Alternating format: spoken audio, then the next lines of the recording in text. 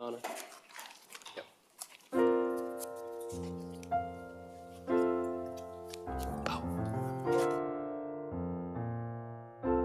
For as long as people have called this place home, they've been welcomed with clean air, clean water, and an abundance of nature.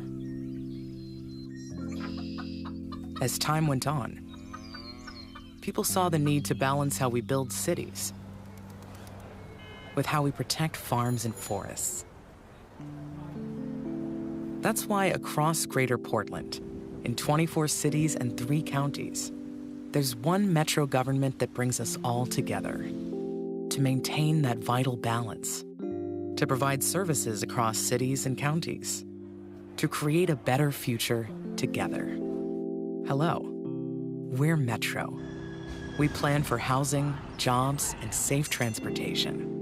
We protect land, air, and water by managing garbage and recycling. We support arts and culture by overseeing local venues to keep the economy growing. And we connect people to nature across 17,000 acres of parks and trails and at the Oregon Zoo. Metro is all of us working together, connecting how we live today with how we plan for the future. Hello, we're Metro, and so are you. Okay, I say we have a quorum, so I'll call the meeting to order. I will now ask our clerk, Connor Ayers, to call roll for attendance.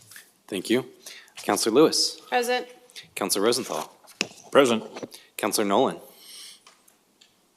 Here in spirit. Councillor Simpson. Present. Councillor Gonzalez. Present. Good morning. Good morning. And Deputy Council President Wong. Present.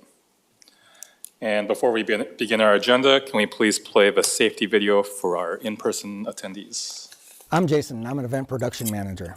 Here at the Portland 5 Centers for the Arts, safety is our #1 priority, not only for our guests, but for our staff members. I'm at the Portland 5 Centers for the Arts, and you're at the Metro Regional Center. The council chambers are located on the 3rd floor. In the event of a fire or fire alarm, please exit through the door in the northeast corner of the room. Go down the stairway to the 2nd floor, exit through the main entrance by the reception desk, and gather in the courtyard outside that entrance. In the event of a medical or fire emergency, please call 911 and notify the security agent at the reception desk. The nearest defibrillator is mounted on the steps leading from the reception desk down to Grand Avenue. Thank you, and come visit us at Portland 5. Okay, we'll move into the business portion of our meeting, and today we'll begin with discussing Metro's Council's objectives for the 118th Congress ending in December 2024. So here with us today is Betsy Emery, Metro's Federal Affairs Advisor.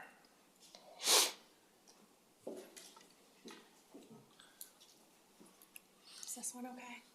Mm-hmm.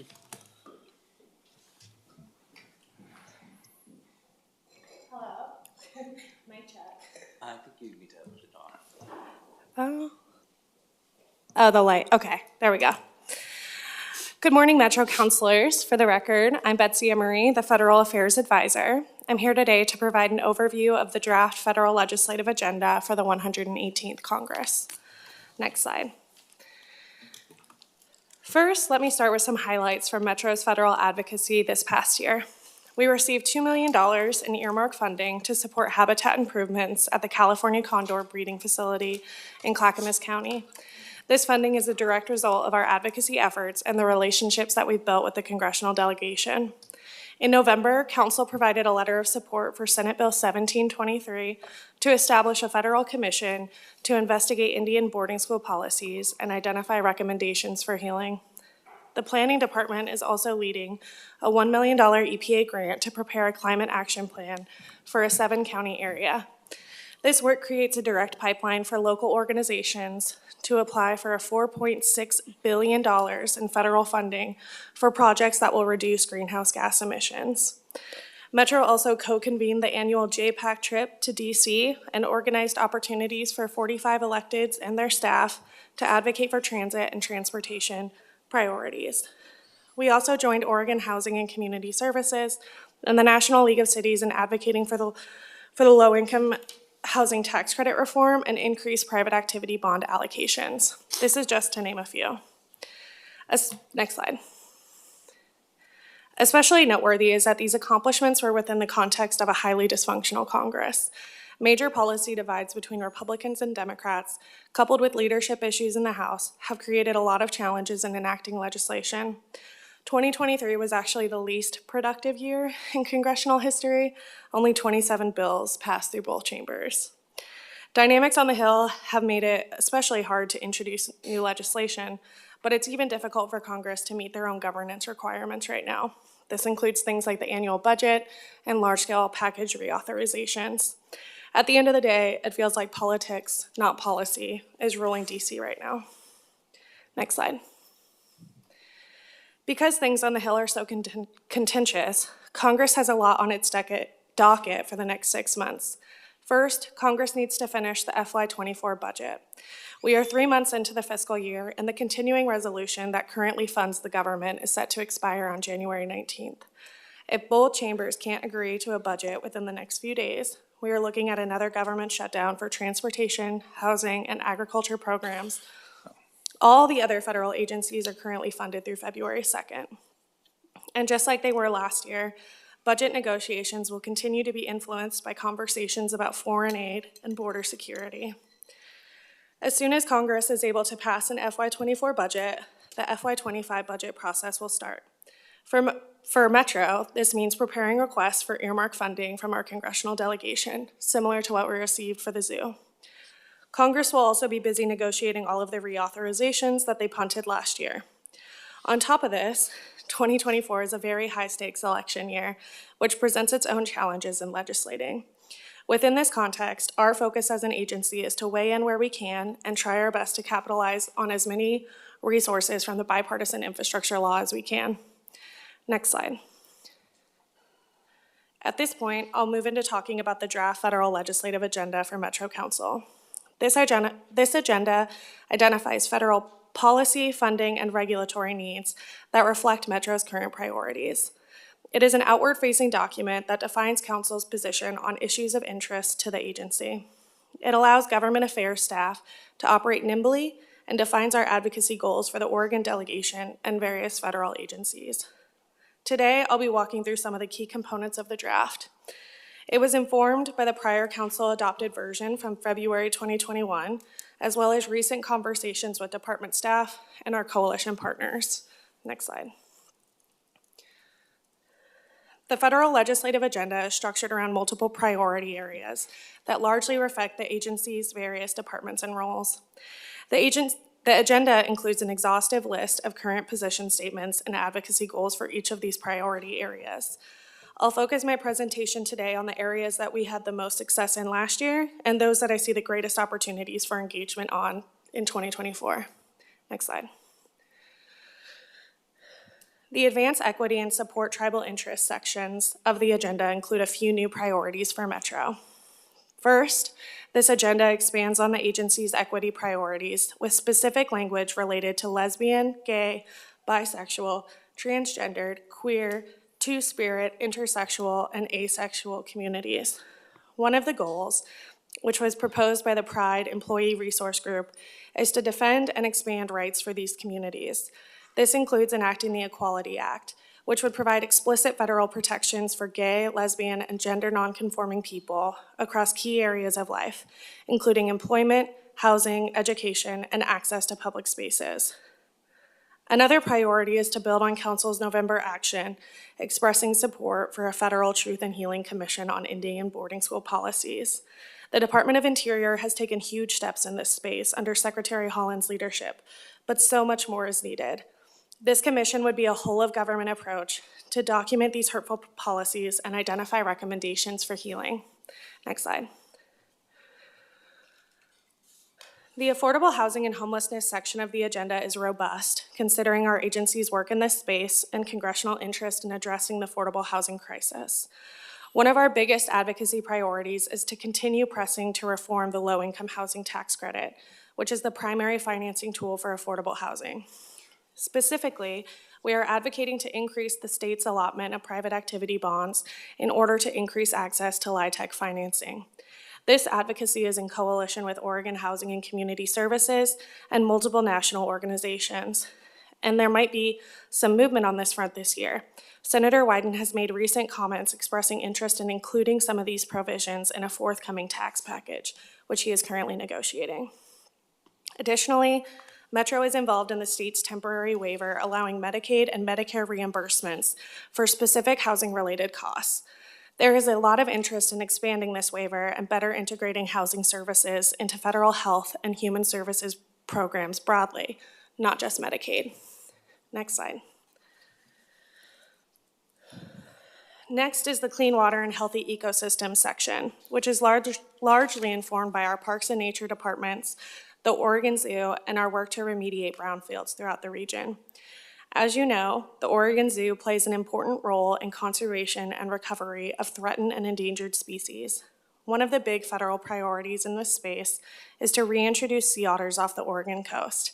In addition to being incredibly cute, sea otters are a keystone species with special biological and tribal importance, and so it's important for us to elevate this work. Another federal priority in this section is securing federal funding for Metro's habitat restoration and public access work at Willamette Cove.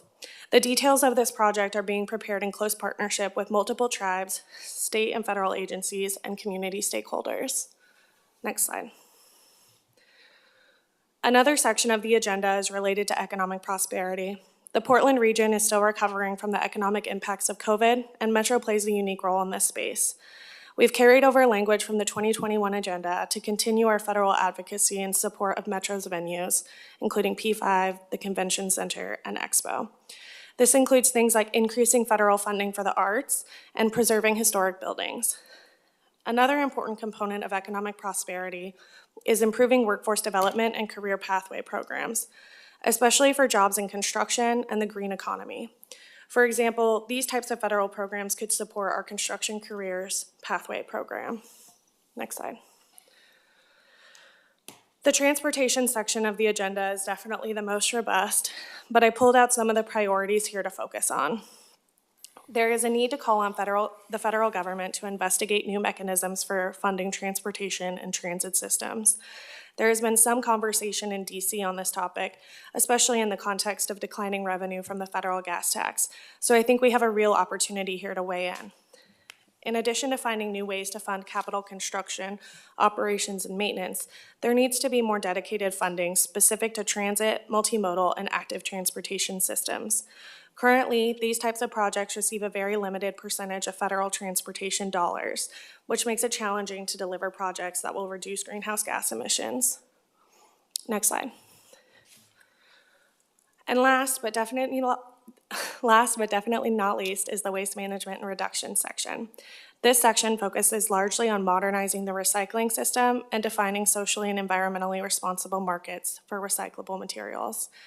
There is a need for more federal funding and policies that increase access to recycling and composting services.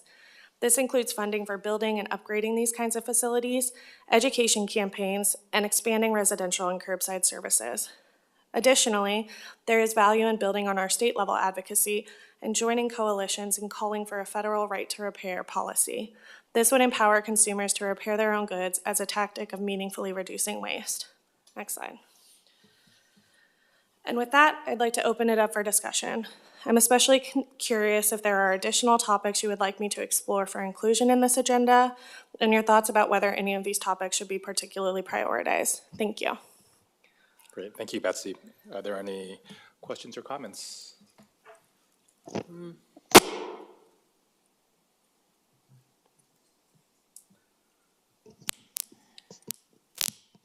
Nope. Okay.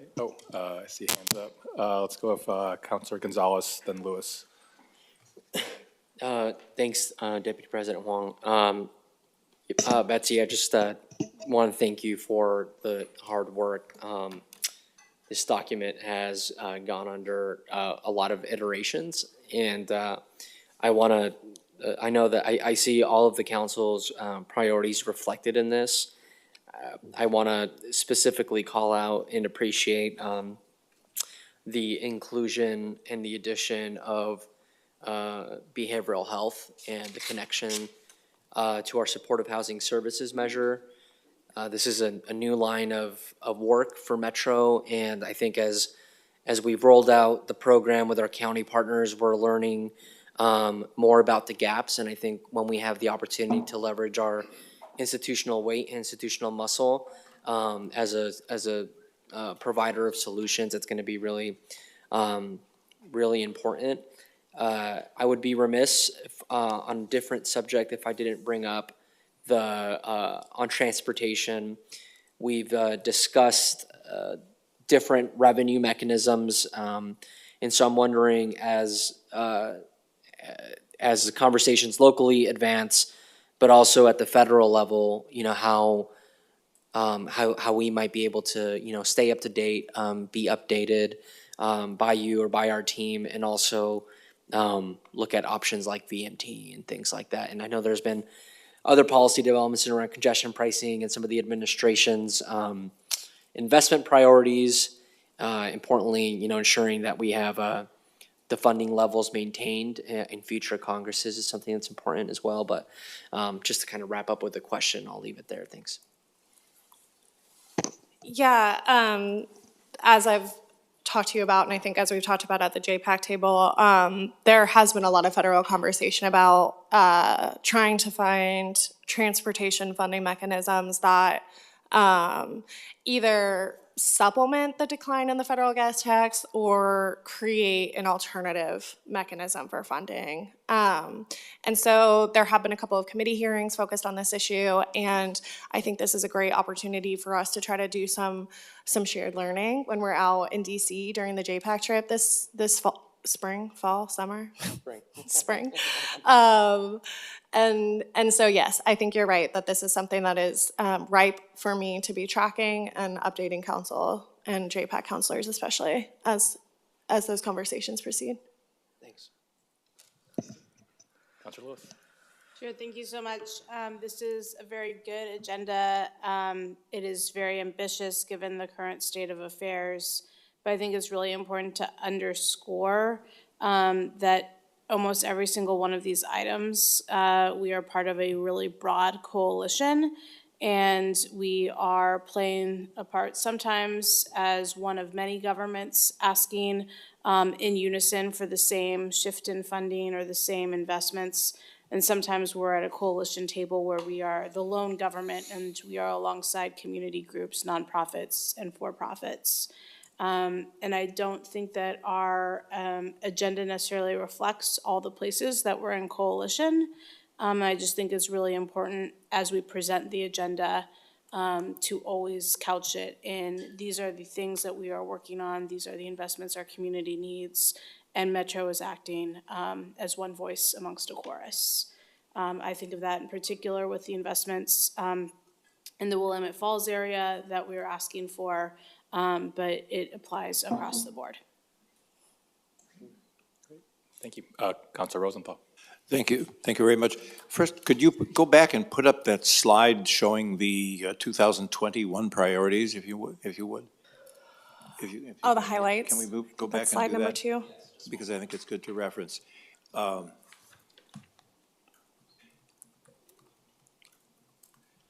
thing I just, as you pointed out, it's very difficult to know exactly what our priorities should be when you have a Congress that is virtually almost totally dysfunctional. I mean, they have trouble telling each other what time it is. So it's a little hard to set priorities, but I wanted to tie in on a couple things. Since 2021, there's been some substantial changes, particularly in the mood of Congress, currently in the current majority, including, not just rolling back protections for diversity, equity, inclusion, as well as LGBTQIA and children, but also in terms of reductions of freedom of speech and reductions in ability to vote and access to the voting system. And I think these are things that we have to pay attention to at a local and annual let's see. Is this the slide you were? I think it was one more. I can't remember. Here, go back. I think slide 2. Priority areas, oops. Sorry. 220, no, not their highlights, but what we had one slide that said what our priorities were, and I just priority areas, next slide. Yeah. Next slide, this one. Yeah, priority is advanced equity. And I think we have to think of equity in a broader sense. We have to think of it, equity as access to information and access to books. There's been a great deal of effort in many parts to restrict freedom of speech, clean water and healthy ecosystems. There would be, that's something that they haven't attacked very much yet. Economic prosperity, they don't have an economic plan. So these are things that we have to be concerned about. I like ours. I mean, the goals are good. The only problem, I would say, in the long run is considering the lock in Congress over getting action done. The more specific we can be in some cases rather than in broad generalities. In other words, to specify what particular actions we want to accomplish might be more helpful in getting things through Congress. And then one other comment I made, you noted the kinds of things that are going to come up, and it would be helpful to know who we have as our congressional delegation who are points of access particularly. We know that, of course, in other words, the major committees that our senators act on and our representatives, for example, the Farm Bill, we have a representative that has an important standing on the Farm Bill. So knowing these access points is also something that would be probably some information we should just sort of keep available to all of us. But we have good legislative agenda. How we intertie this with the federal inaction and the efforts basically to destroy a democratic government is going to be challenging. Yeah, I absolutely agree. And I think like something to keep in mind about a legislative agenda like this is that it is an iterative document that grows over time and changes over time. And also I think another thing to remember is that, you know, legislating at the congressional level takes a lot of time. And sometimes these ideas develop over the course of multiple Congresses. And so getting involved in the conversation and laying the groundwork about policy that might, you know, develop through a committee over the next Congress, but making sure that we're at the table to like share our thoughts is an important component. And I think having those types of things and those value statements included in a legislative agenda gives us the leeway to engage in those conversations. Like for example, sometimes bills make it through committee and they get passed into an omnibus budget so things can get passed in weird, strange ways. And I think creating opportunity for us to engage in the conversation over the long haul, even though we're in a super dysfunctional Congress right now, is an important component of our federal affairs work. Mm-hmm. But absolutely. And I'll just give one example of something that I think we need to pay attention to. For example, in the Farm Bill, we are concerned with local community scale agriculture and with particularly the kinds of small scale and specialty crops that Oregon produces, particularly in the Willamette Valley and the Tualatin Valley. And so we need to pay attention sometimes to the specifics of these bills, whether they have incentives for people, whether they have adequate protections for people who are working on farms, whether they have adequate, you know, health and safety issues and stuff like this. So we have, in each of these areas that they're going to deal with, we have some concerns. And we just need to be sometimes we need to be very cognizant of what those specific concerns so we can address our legislative we have a generally pretty supportive legislative group, and so we need to be well-focused. That's my view. Thank you. Great. Thank you. Councilor Simpson. Thank you, Deputy President Wong. It's good to say that. Thank you, Betsy, for your presentation. I really feel like you took a lot of the comments from, you know, our conversations and other councils' conversations and embedded them. I would say that the framework around green jobs and green infrastructure jobs, like that's a huge one. I think particularly for like the east side and providing more opportunities for folks to get into the workforce. I will say the one thing that I would like to see just more language added around is the reduction in traffic fatalities. That's not just a Portland metro area thing, but that's a nationwide thing. And I know we had over 70 last year. And that number surpassed 2022. That for me is, you know, one of the things that we should definitely be calling out, because if we want to increase multimodal access, we have to say, you know, with full force that we want to actively reduce fatalities as well. So that's my only critique and comment. I don't have a question, but thank you for your work. Great. Councilor Lewis. Sure, thank you. I just wanted to underscore that I do not think we should deviate from our current practice of being principle-driven and not legislative bill title-driven. There are 3 or 4 places in the agenda where we do call out specific bills for very strategic and appropriate reason, but otherwise the draft document staying at the priority and legislative principle level, I think, is the most strategic way to advance our issues through Congress.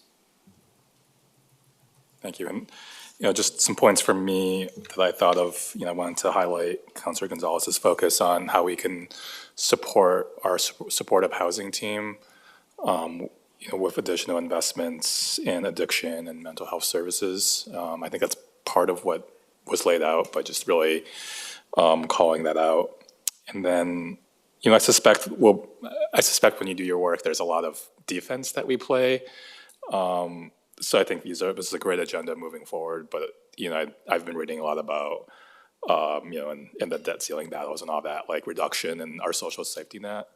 And I want to make sure that that's a priority for us too, as we're supporting folks with, unemployment and medical benefits and all that, and making sure those aren't rolled back because many of our constituents rely on those.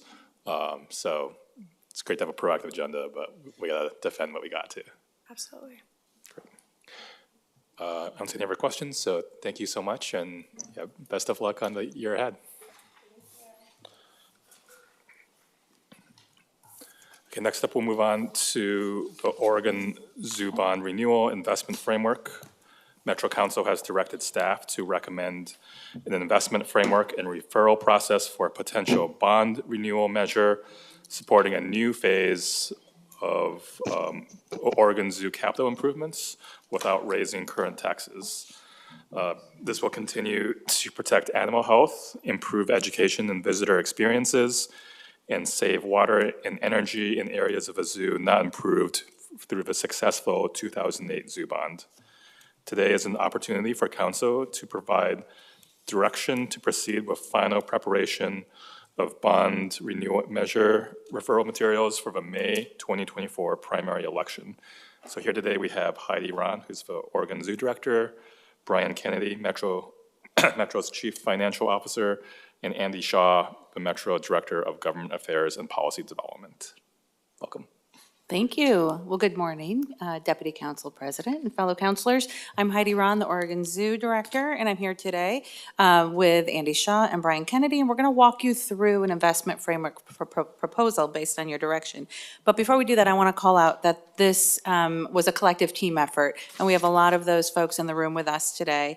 Our Zoo Foundation Chair and Vice Chair, Zoo Foundation staff, and our legal team, our project manager for the campus plan, Kristen Solomon, my deputy director, Upal Pasi, and Craig Beebe, who has run our government affairs and policy development process for this. So it's been a collective team effort, and I believe we have a lot of other staff calling in today to be part of this process, which I appreciate.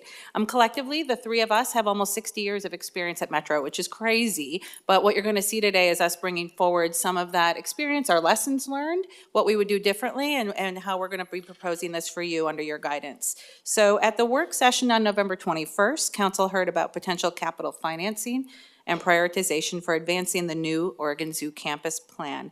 You directed us to propose a bond renewal measure framework that would continue to invest in our highest priorities: animal health and well-being, ensuring access to the unique educational experiences that the zoo can provide, supporting our species recovery work, saving water and energy, and updating infrastructure as we adapt to climate change. We're pleased to return today with details of that recommended investment framework and a proposed bond renewal measure scope that will provide the funds we need for critical investments, build on the success of the 2008 bond measure, align with our latest understanding of the needs and priorities of our animals, our visitors, and our community, and recognize the many priorities in our region and the many ways that the zoo contributes to our community's sense of pride and livability. Our hope is that you will let us know any final questions that you have as we prepare materials for your bond renewal measure referral consideration on February 1st at the Oregon Zoo. Next slide, please. Just a reminder that our focus and our drive is our mission, and it's connecting our community to the wonder of wildlife to create a better future for all. I'm just going to share a quick story. Last week, I was giving a tour to the PGE CEO. PGE is a major sponsor, and they're also going to be a significant partner as we look to electrify our campus.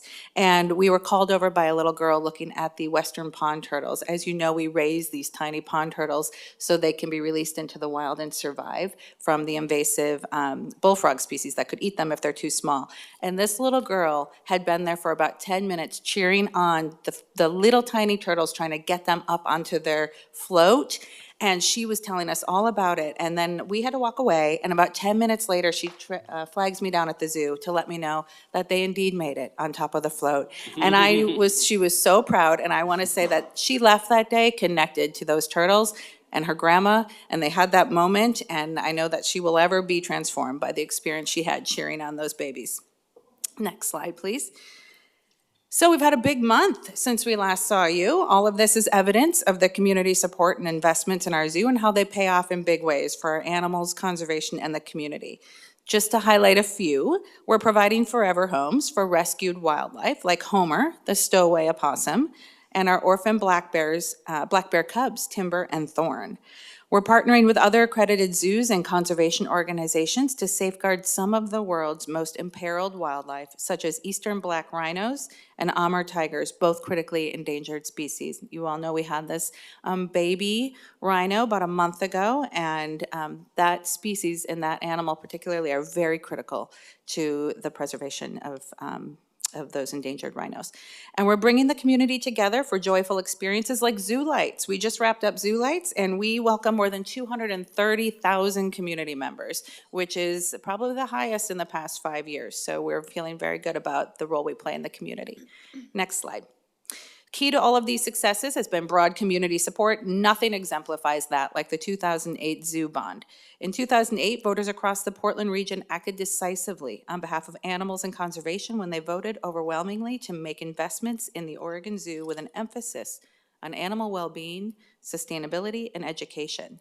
That bond was transformative. It provided the impetus for a dramatic overhaul of several of the zoo's most popular animal habitats, including Asian elephants, primates, and polar bears.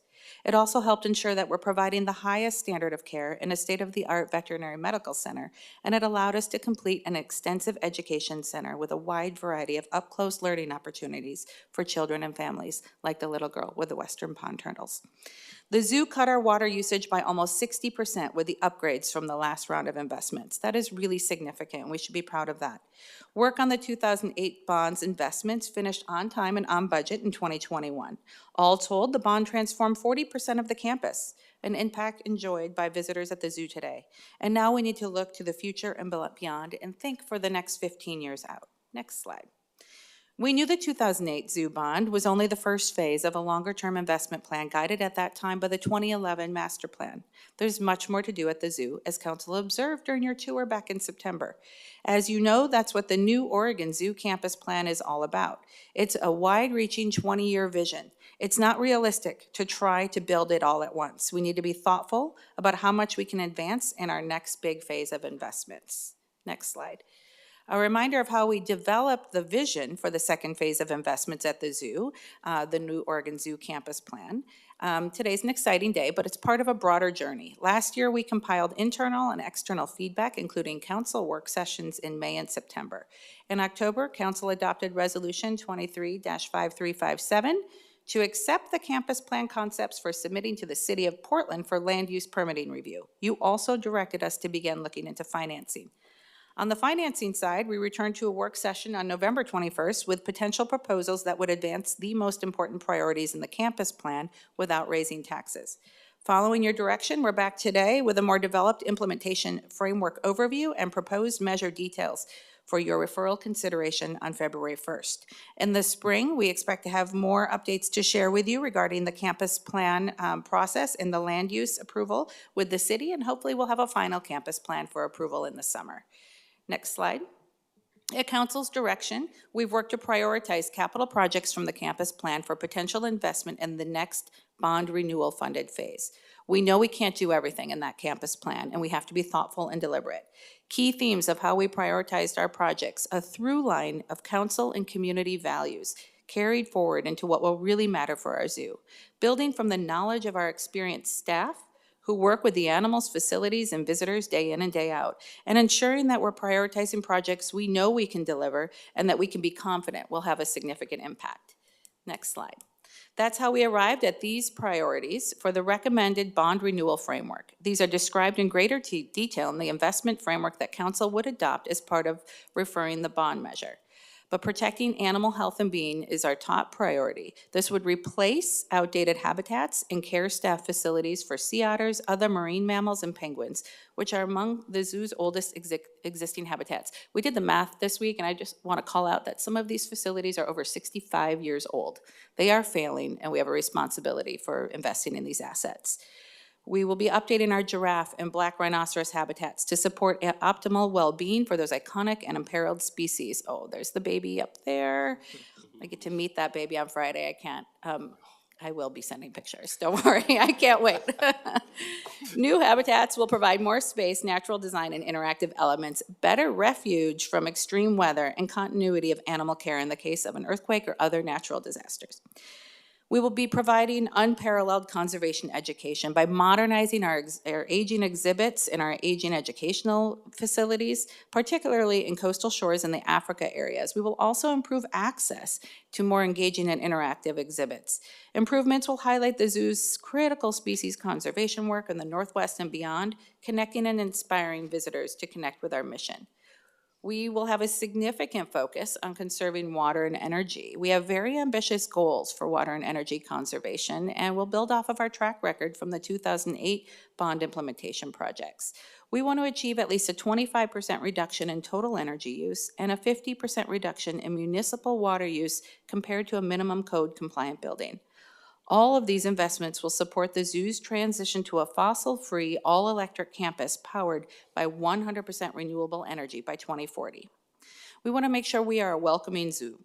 Bond renewal investments in the entry plaza, as well as pathways and rest areas around the zoo, will improve accessibility for visitors of all ages and abilities throughout our hilly campus. Investments will reduce congestion in popular exhibit areas and make it easier to find exhibits, restrooms, and food. Bond renewal investments will provide visitors with better protection from extreme weather. Investments will align with the latest guidance and care for endangered and threatened species to support the zoo's critical work protecting and restoring populations for some of our region's most threatened species. We believe this is achievable in a 10 to 15-year timeline, while also ensuring that our zoo can remain open for visitors as improvements are made and that we take care of the animals throughout that process.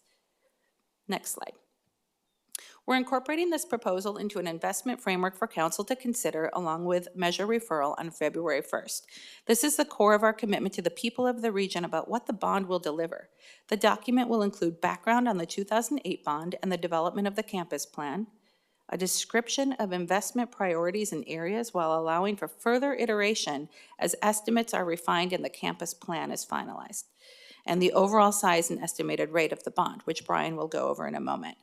The document will also include commitments to advance key policies that are a part of how we express our values through how we make investments, including construction career pathways, subcontractor equity policy, sustainable sites and buildings policy, clean air construction policy, strategic plan to advance racial equity, diversity, and inclusion, and our percent for art policy. In terms of further implementation, the framework proposes that design and planning will continue after referral. Should voters approve the measure, we would seek to return within 4 months for Council's review of a detailed implementation plan that reflects the final campus plan. The detailed implementation plan will include design and construction phasing, refined estimates of project cost incorporating escalation, citizens oversight committee development, staffing plan, operating cost and revenue tools, and guidance from state, federal, and tribal conservation groups, as well as engagement with community and key stakeholders. I'm going to turn it over to Brian to talk about financing this plan. Next slide. Thank you, Heidi. In working with the zoo staff in putting together this bond measure renewal package, there were 3 objectives we were trying to achieve. First was we wanted an amount of money that was practical for the zoo to spend within 10 to 15 years. Second, we wanted to make significant progress on the updated zoo campus plan. And third, and probably most importantly, to not increase taxes for residents of the region. That's how we arrived at a $380 million general obligation bond measure. Our current estimate, and again, these are very preliminary estimates. As you can imagine, things in the bond market change on a regular basis. But we think the estimated rate for taxpayers would be around 8.5 cents per thousand of assessed value, which is below our current pledge to voters of 9 cents per thousand for the prior 2008 zoo bonds. We estimate that the impact for a homeowner with a home with a $275,000 assessed value would be about $1.55. Close to the mic, I think. Oh. Sorry about that. That's better. Our estimate is that the homeowner with an assessed value of $275,000 would pay about $1.95 a month. That $275,000 assessed value number, the most important figure there is that it's assessed value, not market value. If you think about most homes in the region, the market value is significantly higher than that. We contacted all 3 counties over the last week to verify that $275,000 number. As you might imagine, there's significant variation across the counties, but we're confident that that number kind of fairly represents an average or median assessed value across the region. And so as a result, if voters were to approve this, there would be no increase in taxes paid for the zoo bonds to voters in the region. Thank you. Next slide. So we have every reason to believe that the voters will be receptive to this proposal in May. The poll that we conducted late last year showed solid support amongst voters in the region. Our partners, Heidi in particular, our partners at the Oregon Zoo Foundation have been out talking with folks and generating interest in the investments. Lots of positive responses from folks about investments and a very positive sort of sigh of relief that this is able to be a renewal and not an increase in current tax rates. So what we're proposing, our next steps are that we return to you on February 1st with a meeting up at the zoo, where we would ask you to consider adoption of language that would go out to the voters on the May 2024 ballot, along with the bond renewal investment framework as a guideline for implementation. So similar to ways that we've sought your approval for past referrals. Between now and then, just in the next week, we'll be finalizing materials for submittal on January 16th. So we've got a small window to move there. Wrap up pre-referral outreach, contact with media, communications, telling the good story now prior to referral, and begin work on post-referral communications. As you know, we often send a mailer out to voters. One of the most important things the council can ask voters to do is vote on a proposal. So we send out a Secretary of State approved measure informing voters of the proposal on the May ballot. And in the meantime, you should know that supporters of the zoo are organizing efforts to have robust communication with residents in the region as the proposal moves forward. We'd be happy to answer any more questions. Is this the last slide? Let's go to the next slide. One more. So to wrap up, we understand the moment that we're in. We believe this proposal will advance the most critical investments at the zoo in a feasible, deliverable way, while also respecting council and community concerns about taxes at this time. As the Oregonian Editorial Board noted last month, there's no law against decreasing a bond rate when seeking a renewal. And that's exactly what we're proposing with this framework. But let's be clear, this is a really big deal for the zoo's animals, our staff and our visitors, for Metro and for our community. In a time when a lot of folks feel like we need more bright spots, we're going to keep moving forward, making transformative investments in one of our region's most beloved places. The zoo has been a part of this community since 1888, and as we think about this next phase of campus investments, we're looking forward to celebrating 150 years together. I want to thank you for your leadership and guidance. You're building a community legacy, and with that, we would like to answer any questions and work through any discussion you might have as we finalize these materials. Thank you. Great. Thank you for the presentation. Councilors, do you have any questions or comments? Councilor Lewis. Sure, thank you so much. Thank you to the team for all the work that has gone into getting to this point. Thank you to y'all presenting, thanks to other folks in the room and listening in, because I know many stakeholders have been involved. I guess I am extremely supportive of moving forward with a bond, with a renewal at a slightly lower rate that still makes a big impact at the zoo. As you noted, the work of 2008 touched 40% of the campus. We still have so much to do, both for the visitor experience, the conservation education, but also for the care of some of these really critical animals. I guess I got a little fuzzy in your presentation on exactly when we'll see the refinement of the actual build out. I guess I just want to put a flag out there that I am very supportive of being less prescriptive than in the 08 measure. In the 08 measure, we detailed out which animal and what kind of improvement that animal was going to get. And I think given where we are with species survival plans and with working with other zoos to really fill a role in a national landscape as a leader, we need to stay a little bit more open and nimble.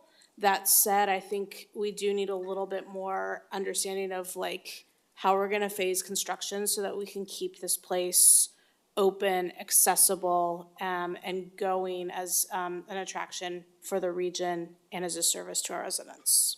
Excellent, excellent points in question. So the refinement of the specific projects and the phasing will be put together within 4 months after the bond passes, assuming it would pass. So within 4 months, we will have a very specific, detailed plan. But prior to that, this spring, we're going to have our concepts. It's a little bit of chicken and egg here. We have to get the city permit for land use approval, which will happen this summer, and we have to make sure our campus plan is dialed with them before we know exactly what we can do. But we know the areas we're focusing on, and we know the outcomes we're trying to achieve. And we're trying to create flexibility, not knowing long-term which species we may need to hold or help to conserve. So there's some areas we will know we are definitely investing in, and we're gonna focus on the outcomes versus the specific animals. But we'll know more this spring and we'll come back to you this spring with an update on how the conditional use master plan approval process is going for land use with the city, and if we expect to see any changes because of that. Assuming we're on target, we're building out this spring what that phasing will look like and what the costing will look like. But we'll be able to really hone that in once we have our land use approval. Okay, so this will potentially be decided on, say, like May 21st. And then that means by the fall, September, October, that's when we're gonna have more detail. When is the appropriate point for council to really raise the importance of working with stakeholders? Like working with our labor community on C2P2, I heard you say. I wanna underscore the importance of the tribal partnerships. So many of these species, be it lamprey or eagles or Great Northwest, really critical that we do government to government and not just stakeholder type tables. So when would that be? I love that. Over the next, I would say between now and the fall, when we're building that out.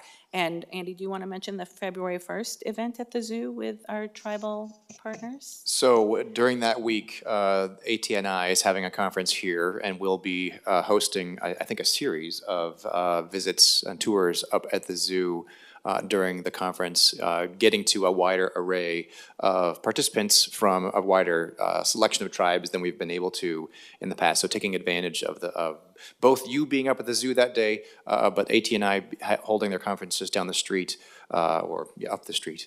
And I hope using the MAX to shuttle folks up there, have a good campus tour experience, begin the process of talking about the campus plan for those who haven't been able to engage in it yet. Okay, great. I guess what I'm getting at is, for me, I'm 100% ready to go. Let's do it. But the thing that I really care about making sure we understand as a council is right now, Metro has a way of doing things that is still sometimes new to zoo. And I just want to make sure we're able to make that impact at the right time.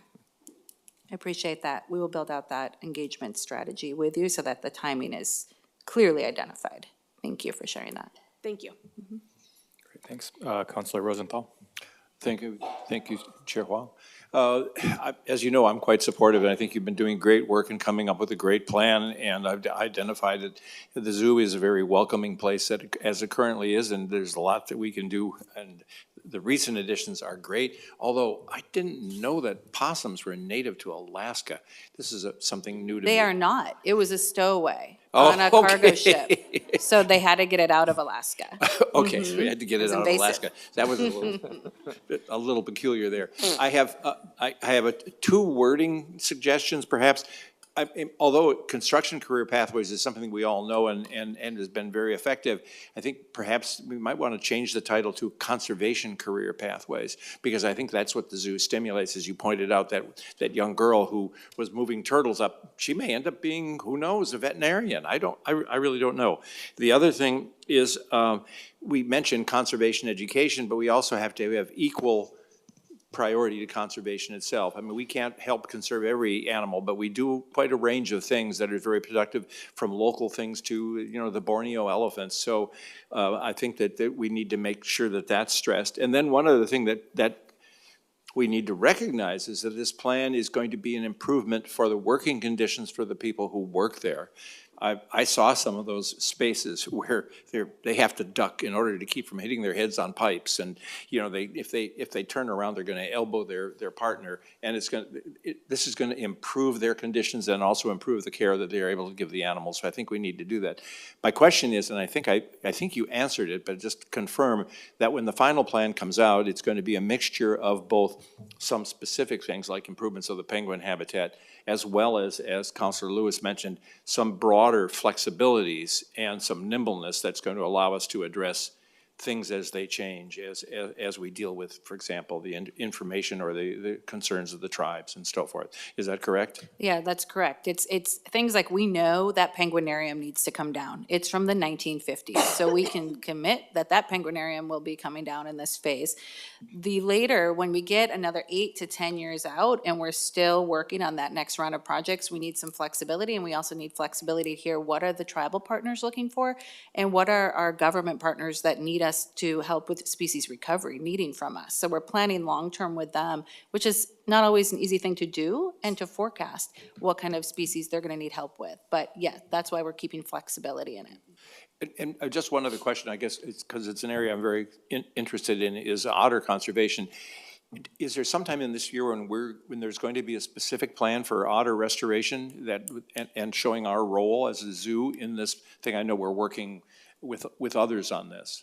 Yeah, we certainly can come back to you to talk about our sea otter conservation and what the role that we're playing, but the role that the other partners are really leading, with the Alaka Alliance leading that effort. There is an upcoming event with the foundation, a Care and Connect event, where our conservation manager is talking about this. I will make sure you get the invitation to that event as well, should you want to attend with some of our donors and our key partners. Love to. Councilor Gonzalez and then Simpson. All right, sweet, thanks. Deputy President Huang. Well, I think first and foremost, I have so much confidence in this work plan, because of our staff leadership and for the people on the dais here, but also for the council representatives on the OZF Board of Trustees. So Councilor Lewis, Rosenthal, and Simpson, I just thank you so much for your hard work in stewarding this. I know especially Councilor Lewis has been with OZF, I think, for like 5 years. So, I mean, a steady hand of leadership for sure.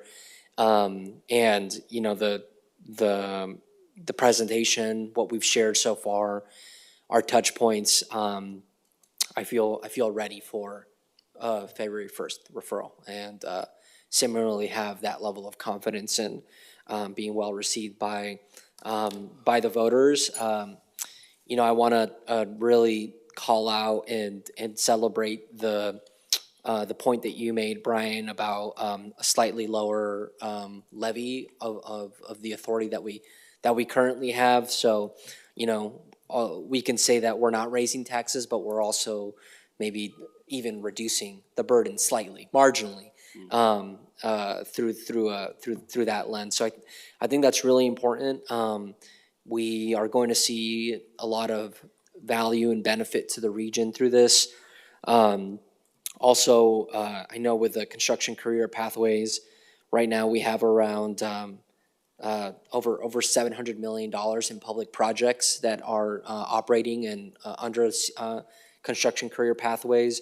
So if the bond were to be successful in May, I think, we'd be at $1 billion essentially, assuming no other projects come online between now and then with construction career. So I think the way that we can derive the benefit, the value, in addition to the actual site improvements, campus improvements, I see this bond measure not only as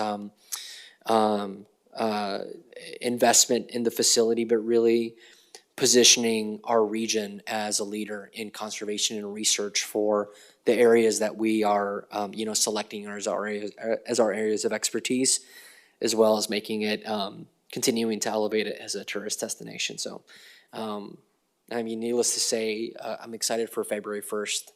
I appreciate the hard work, and I think it's a good time to do it. If I had to ask a question, a little bit random, but this is for you, Brian. I can't remember my studies, so you're gonna have to help me freshen up here. But does the monetary environment that we're in terms of interest rates, does that at all impact general obligation bond sales at the local level? Like, what's the relationship between central bank and selling bonds locally? That's an excellent question, Councilor Gonzalez. It does have an impact. There are a couple things that mitigate that. Number one, Metro, we would fully expect that if we were to go out to the market again for general obligation bonds, rating agencies would reaffirm our AAA bond rating. So even in a relatively high interest rate environment, AAA rated general obligation debt tends to be among the lowest cost debt out there. So, and we built this based on a very conservative set of assumptions. We took today's rates, which are, if you look over the last decade, kind of historically high, and then we added 2% to them. So we're very confident that we can achieve. No one expects that interest rates, a year and a half from now, will be higher than they are today. All expectations are that they'll be lower, and with that cushion, we shouldn't have any problem issuing debt within the parameters that we talked about here today. All right, excellent. Thank you for that explanation and for how you forecasted as well with those. I think that's very healthy, and hopefully it on the back end when we do make our sales of the tranches that we have some unexpected surprises. So thanks. In a good sense. If I could follow up on that one, just on the economics, like this is a 10 to 15 year implementation. How have you accounted for like increasing construction costs? Just when we build stuff now, it's so much more expensive than it was a few years ago. Like, I guess what kind of process or cushion are you building in to make sure that we can deliver on expectations when we know costs will be higher in 10 to 15 years? I think the detail of how that's been planned for is really a question for Heidi and the project management team. I know they're looking at it very carefully. We know, that's part of the reason that when we sized this bond, we knew that we were not going to be able to accomplish everything on the campus plan list. So what's a dollar amount that is reasonable to spend within that 10 to 15 years, recognizing increasing costs, and then kind of where the zoo can prioritize their really important projects. In every economic environment, there are opportunities and challenges. Higher interest rates are a little bit of a challenge, but higher interest rates also mean higher interest earnings on bond proceeds. So we have opportunities where, we can size those bond sales to generate interest earnings to help offset some of those increased costs and just give us more flexibility to manage those projects over the kind of the life cycle of the bond program. And I'll just add to that one of the lessons we learned from the last round of bond investments was to do your planning up front. And so that's why we have this campus plan right now. And as part of that campus planning process, we hired a construction cost estimating firm. And they are continuing to refine the cost estimates based on the refinements to the campus plan. And with that, they use cost escalation that the industry uses to project out. And now that we get into potential phasing and timing and sequencing, we can apply those cost escalation rates to those projects that will happen at later dates. Okay, thank you. Counselor Simpson. Thank you, Deputy Council President, and thank you, Heidi and Andy, for your work and leadership on this. Thank you for that question, Councilor Wong, because my mind instantly went to like contingency, right? We're dealing with infrastructure that 60 years old, right? So you're gonna start peeling back layers and finding unknowns. So seems like y'all are on top of that. So thank you for that answer. And I do wanna say I have full support for this referral. I know how important this is for our region, but more so for our kids. Every kid loves the zoo. My kid loves the zoo. We go all the time. One thing that I want to uplift and praise is Heidi, you coming out to the East County Mixer. I wasn't able to attend, but it was a soft engagement with community that was well received around this referral. And I think that, we oftentimes out in East County often feel like we aren't heard or listened to, and I think you made that very clear that the zoo cares about us out there. So I want to just salute you on that and tell you, you got my support. Thank you. I'll say that the support from East County was really strong, and I appreciated the feedback and how much they loved the zoo and that they were all getting ready to go to Zoo Lights that weekend. So that was great. I'll add that in addition to cost escalation in these projects, each project has a very solid contingency, which we know we need, and then the program will have a very strong contingency. And that was a lesson, we did do that last time, and it's what got us through successfully to the end. And I'll also note that we have on contract the construction manager who delivered that last, 12 years of construction at the zoo, who retired. He's on contract to make sure we're taking those lessons learned. What happens when you dig up underground at the zoo? What happens with the complexities of our hillsides? And how do we make sure that we're being thoughtful about that with the costs we will endure? So thank you. Absolutely. Great. And one final question for me would be if you could provide some more specificity of a plan around the community engagement pre-referral. And kind of like what kind of, business community members, conservation, environmental justice groups. We'd just like to maybe see that broader plan and also make sure, we're not just talking to all our fans and allies, but also folks that might have, opposition, which may not happen for the zoo. But if you could share that plan out, I think that'd be much appreciated. Yeah, we will definitely follow up with a more detailed and refined engagement plan, both for the next, few months leading up to May, and then as we continue to refine the projects. Okay, great. Well, thank you so much for all the hard work, and we look forward to discussing this again in February. Thank you for your support.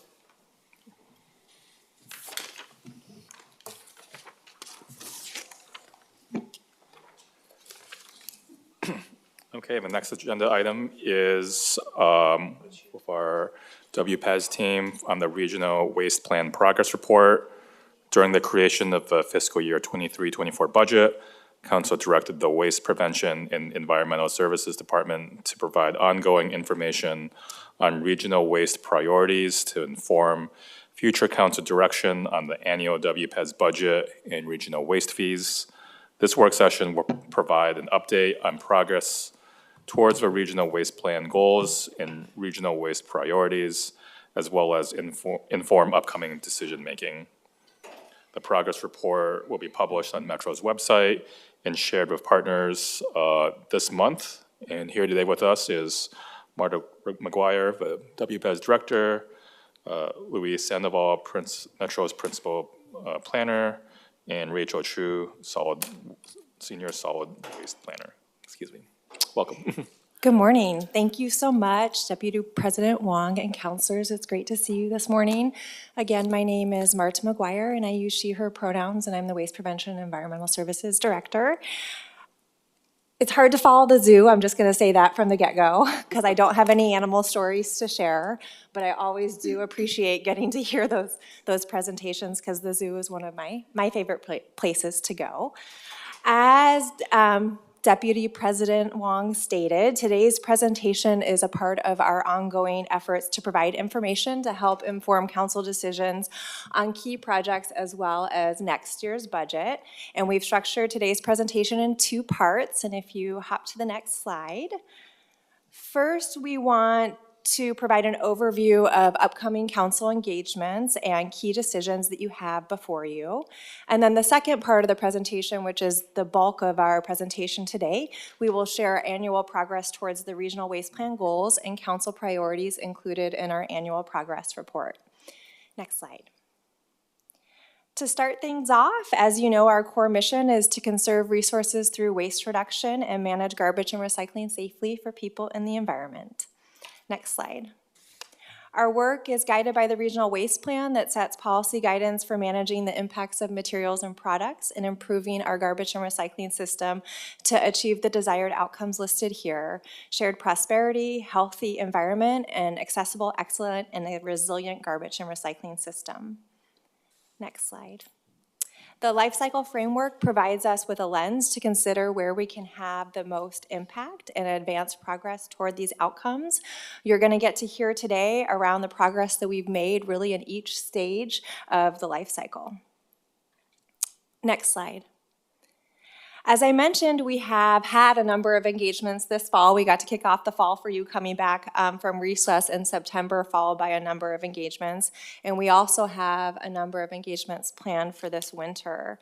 Key decision and direction we are seeking from you fall into the three main buckets that are listed here: the system facilities plan that we've had a lot of engagements around, next year's budget development and fees, and other key policy items. Next slide. So here is our first attempt at a wayfinding roadmap that we are working on to help illustrate how the topics and decisions that we are bringing before you fit together. And I want to just walk you through this. The left bar includes the three key decision areas that I mentioned: the system facilities plan, the budget, and other key policy projects. The dot represents milestones in each of those pathways of key decisions that are being made. And we've used arrows to demonstrate where there is connections between the projects. So for example, we have convened a waste fee policy task force, which will be providing recommendations to inform next year's fees. So you'll be hearing those recommendations in March before fee adoption. We have upcoming work sessions on the Investment and Innovation Grant Program and our food waste reduction work that will help inform next year's budget. Council direction on whether the rate transparency project moves forward will inform potential changes to our goal-based tonnage allocation program. And we also have a series of informational presentations that are intended to support decision-making across these areas, and those topics are listed at the bottom. So this graphic is really intended to help illustrate where there are connections between the different engagements that we have and dependencies in some areas. So we wanted to introduce this to you today to put into context the different topics that we'll be bringing forward to you in the next couple of months, give you some time to review and follow up to determine how we may improve this roadmap to support council decisions. Next slide. So for today's discussion, transitioning to that is really focused on the progress report. And this report looks back at where progress has been made and where investment is needed to increase progress. This presentation is informational, and it's intended to help inform council decisions both on next year's budget, as well as provide highlights of programs and services that provide important context for our discussions around the systems facilities plan. Next week, you'll have an opportunity to dive deeper into the investments of programs and services that are funded by the regional system fee to also support discussions around next year's budget development. So with that, I will turn it over to Rachel and Luis. Thank you, Marta. Good morning, Deputy Council President Wong and Metro Councilors. Thank you. My name is Rachel Chu. I use she, her pronouns. I'm a planner in WPES and project manager for the Regional Waste Plan Progress Report. So in the rest of the presentation, we'll just briefly review the framework for measuring progress on the plan and provide some check-in on how the region is doing on some of the plan's central outcomes. And then we'll get into sharing some highlights of results and examples of impact that are covered in the report. Next slide. So as you heard about in presentations from us last fall, the Regional Waste Plan is a far-reaching vision and blueprint for our region's garbage and recycling system from 2019 to 2030. with emphasis on far-reaching, because it takes a holistic approach to waste. So the 19 goals and the 108 action items in the plan address not only the waste that we have in our garbage and recycling system today, but also the broader opportunity to minimize the impact of products before they become waste, as well as to increase access to the benefits of the system. The plan also includes a robust framework for measuring progress. This includes reporting the status of all actions on the plan, as well as the results for 30 indicators or numeric measures of progress towards the plan's goals. So the report itself includes all of these elements, but for today, we will talk about results at a high level. Next slide.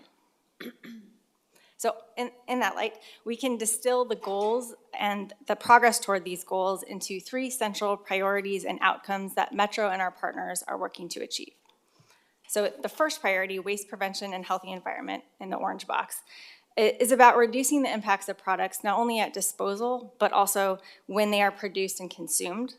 This priority focuses on preventing waste in the first place through reuse and through decreasing our consumption, and by encouraging design and manufacturing practices that rely on fewer new materials and avoid or minimize materials that are most detrimental for the environment and for human health.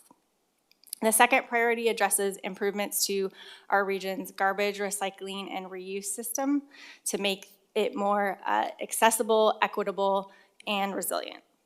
And the third priority focuses on advancing shared prosperity by making garbage and recycling careers at all levels available to all with living wages and good benefits, and sharing decision-making on the system.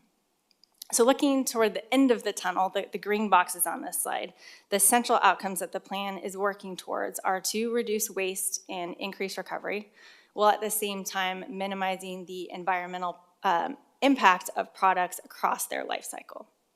In addition, we're aiming to have excellent service accessible to all and increased representation in the garbage and recycling workforce. And I'll hand it over to Luis now to speak about how the region is doing on some of these outcomes. Thanks, Rachel, and good morning, Deputy President Huang. Good morning, Metro Councilors. My name is Luis Sandoval. I use he, him pronouns, and I am a planner in Metro's Waste Prevention and Environmental Services Department, working with Rachel and others on the measurement framework for the Regional Waste Plan. As both Marta and Rachel have noted, the Regional Waste Plan has many goals and desired outcomes, and so because of time, I would like to focus on the outcomes related to waste reduction and environmental impacts. Starting with waste reduction, the chart on this slide shows the total amount of materials that were thrown away in 2020-22 in the form of garbage, recycling, or composting in all of Clackamas, Multnomah, and Washington counties. This is total waste generation and is a key regional waste plan indicator that we track annually and is included in the progress report. As the chart shows, in 2020-22, the region generated 2.6 million tons of garbage and recycling materials. This represents an increase of almost 20% compared to 10 years ago, shown by the gray line. Next slide, please. The Oregon legislature has set a statewide goal to cut total waste generation by 2025 to a level of 15% below what it was in 2012, which is the teal line. For our region, this means cutting waste generation to about 1.8 million tons per year. And by 2050, the goal is to cut waste generation to the yellow line, which is about half of what the region generates today. Why care about reducing total waste generation and not just reducing garbage to landfill? The main reason is because the environmental impacts of waste don't happen only when garbage is buried in a landfill. Recycling and composting also have some negative environmental impacts, but most importantly, manufacturing the products and materials that get thrown away has even more negative impacts than landfilling, recycling, or composting. This is why reducing total waste generation is linked to lower environmental impacts, because it is a sign that fewer products are being made and bought by things like buying used items instead of new ones, or reducing the use of single-use plastic.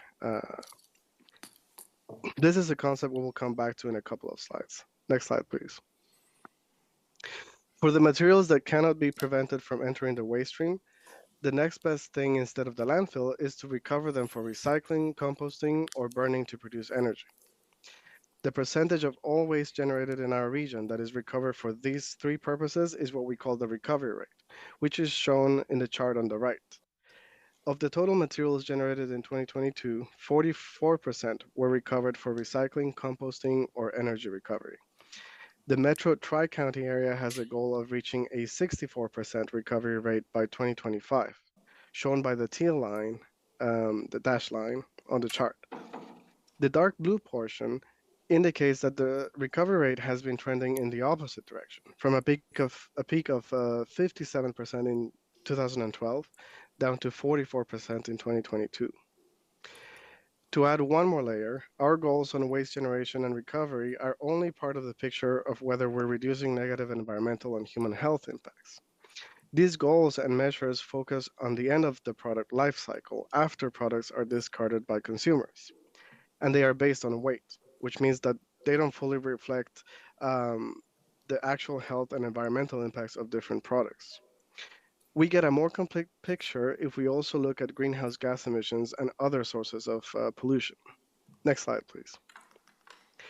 This slide shows the estimated greenhouse gas emissions from the products and services our region consumed in 2015. Together with waste generation, the level of emissions from consumption is another key regional waste plan indicator included in the progress report, although this one it takes a bit more work to measure, and that is why the most recent data we have is for 2015.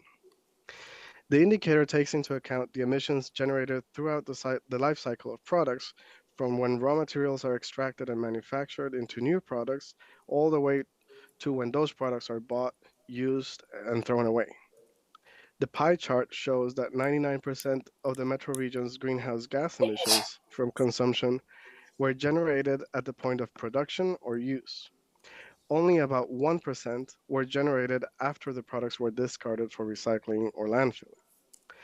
Now, this is not to say that recovering materials for recycling or composting does nothing. Recycling and composting do yield important environmental benefits by helping to avoid landfill emissions, but more importantly, by offsetting emissions from the production stage, when recycled materials are used to replace virgin materials in making new products.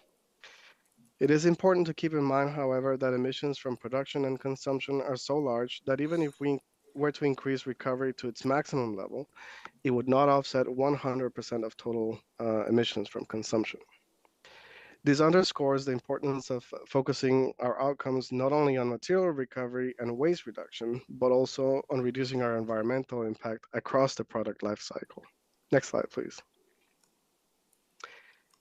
So the other limitation of measuring our progress using weight-based measures is that impact doesn't necessarily correlate with weight. This slide shows examples of lightweight materials that are more detrimental for the environment than heavier materials. Lightweight items like cardboard and smartphones generate between 3 and 60 times more emissions per ton of material produced than heavier materials like glass and lumber. This illustrates the need to use measures like greenhouse gas emissions to get a complete picture of the region's environmental impact. It is also important for deciding which materials to prioritize for waste prevention or recycling so that we can have the most impact.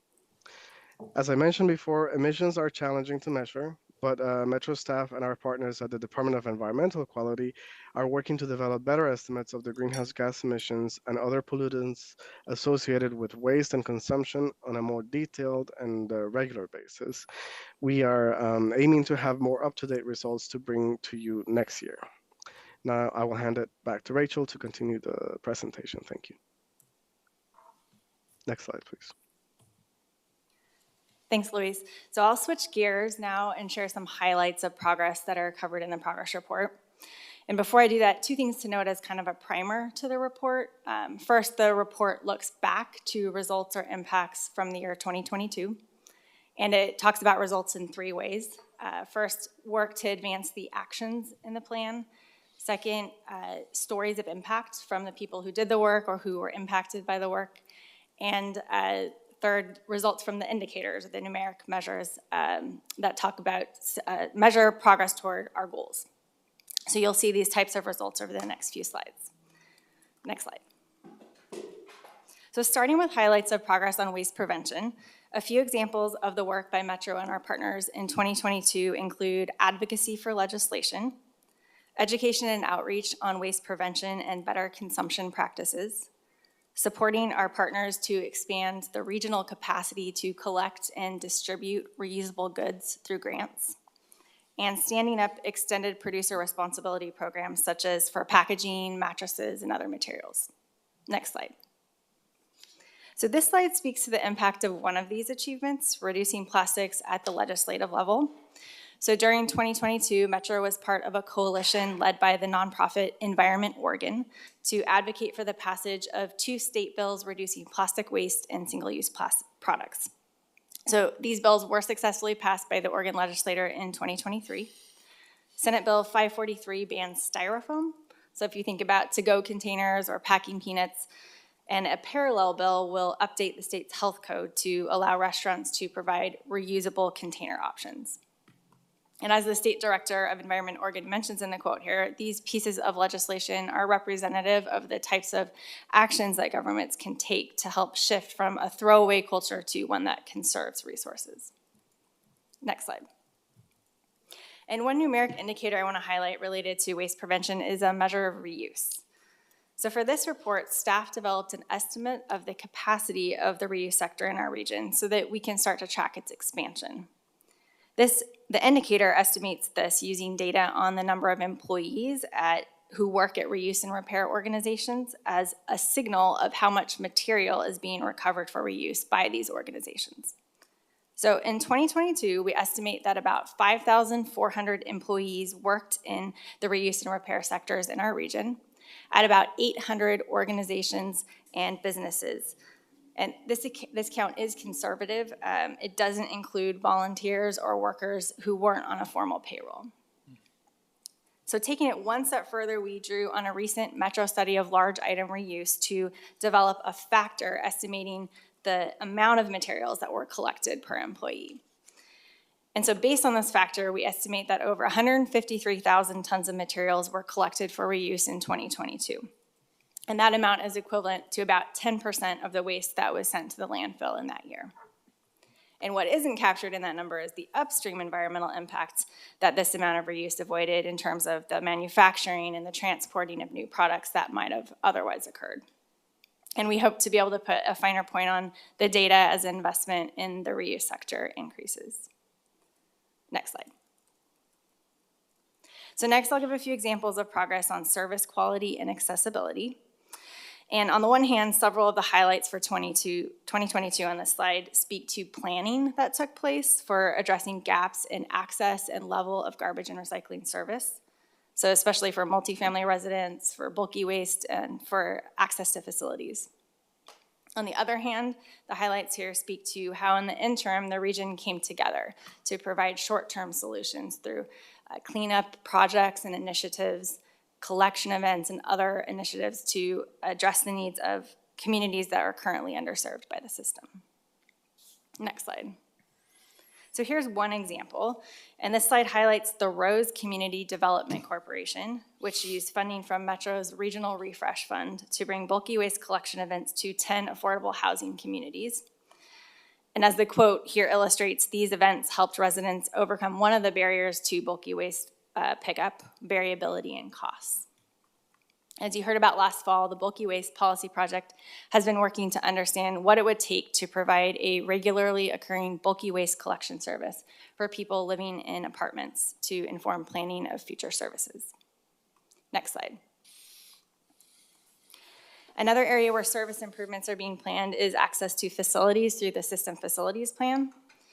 So this slide covers an indicator result that underscores one aspect of accessibility: consistent rates at garbage and recycling facilities across the region. And the feedback that we hear in different projects, such as the System Facilities Plan, is that differences in what facilities charge for accepting materials result in significant regional disparities in what people pay. So this indicator compares rates charged at private facilities to Metro's rates as one benchmark of measuring rate differences among all facilities. Rates were measured using the transactions reported by each private facility over the course of 2022 and comparing these to what would have been charged at Metro Central or South for the same transactions. And this is done for charges to commercial and small business haulers as well as to the general public for self-haul. And kind of the output of that is that facilities are classified into whether their rates are within a 5% band of Metro's rates, which is shown in the teal or blue row on this slide, or whether they're above or below that amount. So on this slide, one thing to note is we're only showing the results for garbage. The report also includes results for other materials, including construction waste, food and yard waste, and wood. And we chose garbage because these results are really representative of the main results, which indicate that access and rates are not consistent across the region. So looking at garbage specifically, what we see in the right column is that there is only one other facility in the region other than the 2 Metro transfer stations that accepts garbage from the public.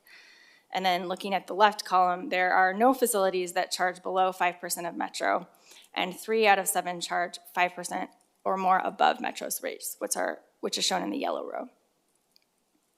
Next slide. So moving to the last set of example results from the report, this slide speaks to the priority on shared prosperity. An important part of this priority is increasing representation in decision-making and leadership opportunities like master recycler and environmental promoters through partnerships with community organizations. In addition, funding programs like the Regional Refresh Fund and Investment and Innovation Grant Program focused awards on underserved communities and on organizations working to advance racial equity. And then finally, in relation to the workforce, we continue to focus on providing workforce opportunities through RID Patrol partnerships and raising wages for employees of color and the lowest paid workers. Next slide. So I'll highlight one example, which is increasing representation on advisory committees. So in the past few years, garbage and recycling advisory committees at Metro and Washington County were reshaped from technical committees to elevate community voices in policy decisions. So the quotes on this slide are from a member from the Regional Waste Advisory Committee and a member from Washington County's Advisory Committee, and they highlight how communities' perspectives and needs are now directly at the table, and community members have the chance to build capacity and understanding of the system to inform their input. Next slide. And finally, here's an example of one indicator linked to workforce equity, which tracks the hourly median wage of jobs in the garbage and recycling industry. And currently what we have on this slide are data covering workers employed by Metro or by Recology, which is the contractor operating the 2 Metro transfer stations. We are endeavoring to add other sectors of the industry, including private facilities and collection companies. There's a lot on this slide, so today I'll just focus on employees of color, which are the 2 rows with circles. And so if we look at the far right of the graphic, between 2021 and 2022, the median wage for employees of color grew by 13% for managers and professionals, and by 10% for frontline workers. This is higher for workers overall, which is shown in the gray row, the gray bar, which shows a 5% increase in that time. So this result is encouraging, and there is more progress needed. The goal for this indicator is for employees of color and the lowest paid workers to be at or above a standard living wage for the greater Portland area. One living wage estimate that's published by a research team at MIT finds that the minimum hourly wage to meet the needs of a household of 2 adults and 2 dependents in our area in 2022 was about $28. And that amount will vary depending on the household size. But for this particular household size, the yellow bars on the chart indicate wages that are below that estimate. And what we see is that the median wages for all frontline worker groups at Metro and Recology are getting closer, but are still below this estimate. So that concludes the examples of results that can be found in the report. Next slide. Just a quick word about as next steps. We plan to publish the report on our website shortly. And we'll also be sharing the links to the report and accompanying materials as part of an email rollout. And one of those materials to highlight here is a 2-page flyer summarizing the report for a general audience. It highlights accomplishments of 2022 that hopefully many of our partners will see themselves in, and it will also be translated to Spanish. That we come to our questions for discussion. Yeah. So we had 2 questions for turning it back to council that I'll turn it over to Deputy President Huang to facilitate, was around, are there results that resonate with you? Anything that you would want to share with others if you were talking about the report. Okay, great. Thank you so much. Let's jump right in. We'll start with Councilor Nolan, then Simpson, then Gonzalez, then Lewis. So Councilor Nolan. Thanks, Mr. Chair. 2 questions or 2 areas of deeper interest. One is around the waste reduction ambitions. I really like focusing on total waste reduction and not just landfill. We talk a lot about waste to landfill and aiming to reduce that. But I appreciate that you're now taking into account cost of production of the product and the packaging for it in looking at environmental impact. Have you, the question there is, what exploration have you done about what the cost implications of moving more heavily to emphasizing reduction in total waste, not just landfill waste? For the end user I'm talking about. So let me see if I can restate that question. So what exploration have we done for the costs around total waste generation? Just want to make sure that I'm understanding the question correctly. Thanks for asking that, Director McGuire. We have talked in the past and in looking at some of your options for facilities planning. We've talked a lot about reducing waste to landfills.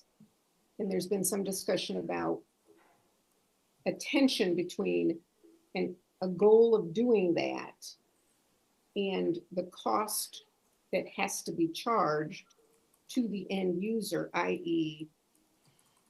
by the hauling companies for curbside pickup when they're collecting less because we've been successful in reducing the waste by recycling or reducing packaging and those kinds of things. It has a tendency to increase the cost per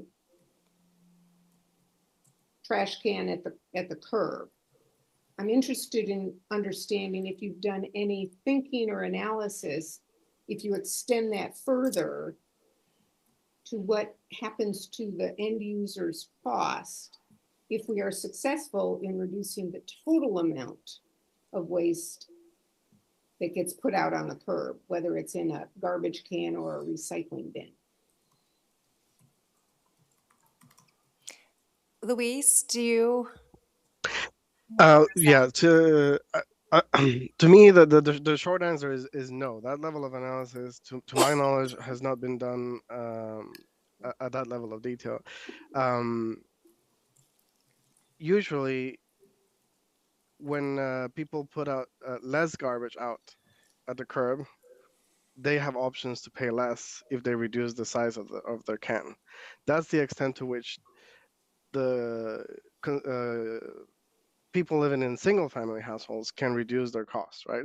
That's not the case for multifamily people living in multifamily apartments, and businesses do have that option to reduce the size of their container. That is, so even if the let's say they are able to reduce their waste and the cost per ton of collecting at the curb increases as a result of that, those 2 types of customers have some ability, limited ability, to reduce their bills, but that's the extent to which we are, we as far as I know, as staff, no.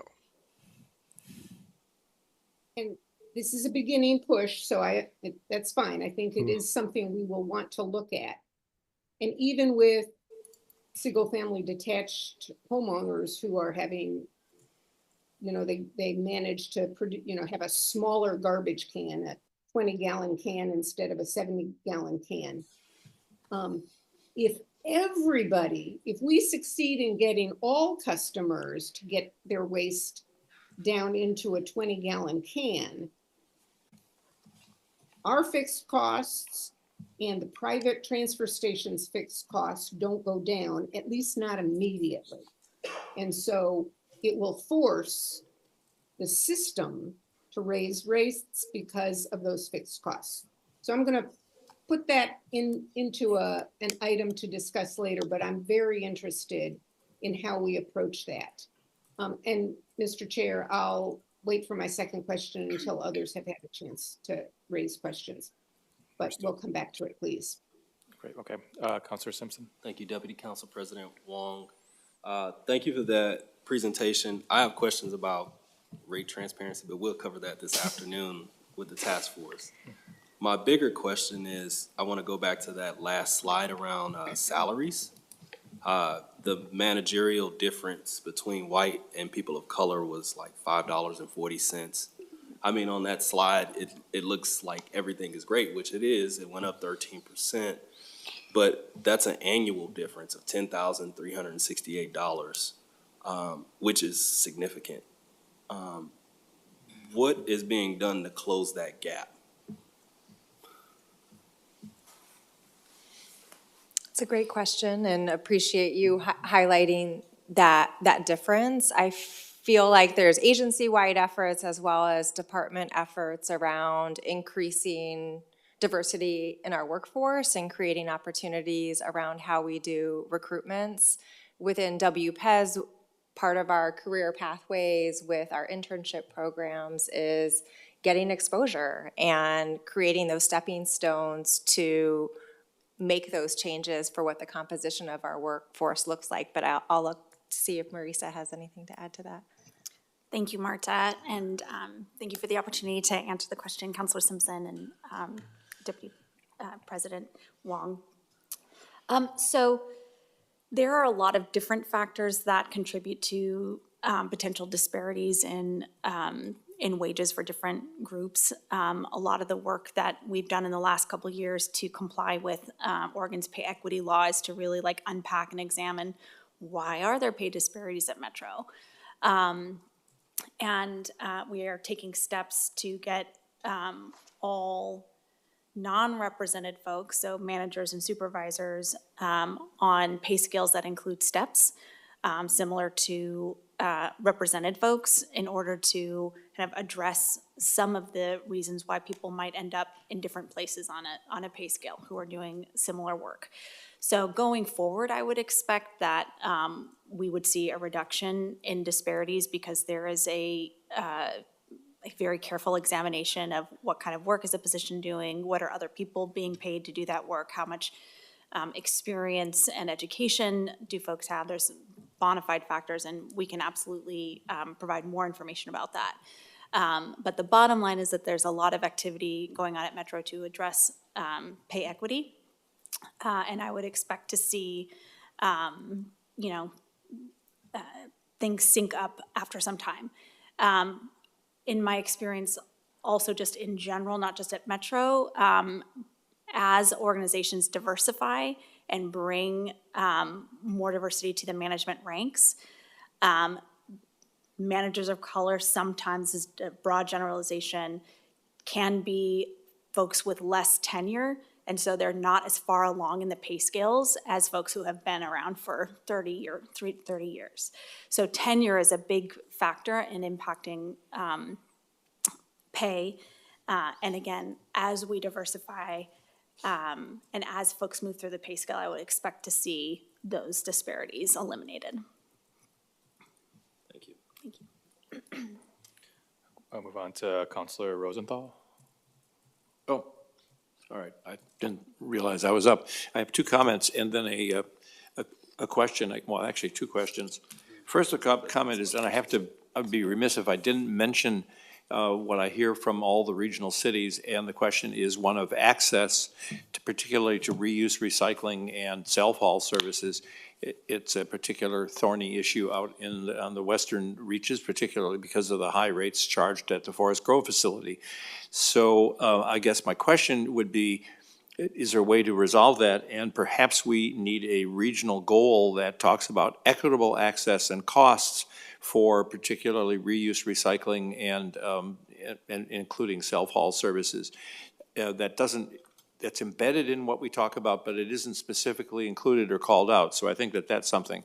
Right now, we have 2 facilities that do some of this, and we have a lot of facilities in the city that do different portions, but regional access for all the people in some of the surrounding areas is something that I hear all the time.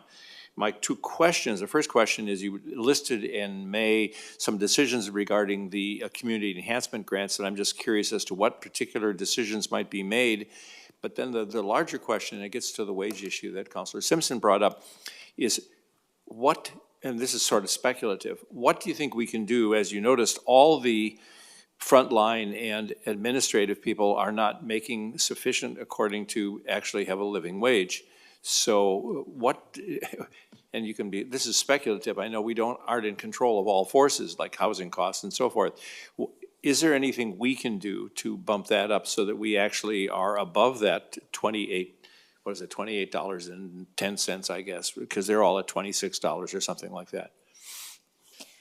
Thank you, Councilor Rosenthal. So I heard 3 things within your comments. The first one was around access to self-haul and garbage and recycling and reuse services. So there is a goal in the Regional Waste Plan, Goal 16, that is specifically around maintaining a system that provides that access to services that we didn't lift up for this particular presentation, but it is reported on within actions within the progress report. And one of the actions is the development of the Systems Facilities Plan. So as we're moving through the development of that plan, it seeks to identify how the region wants to address the gaps that you just noted in terms of access to self-haul services and reuse.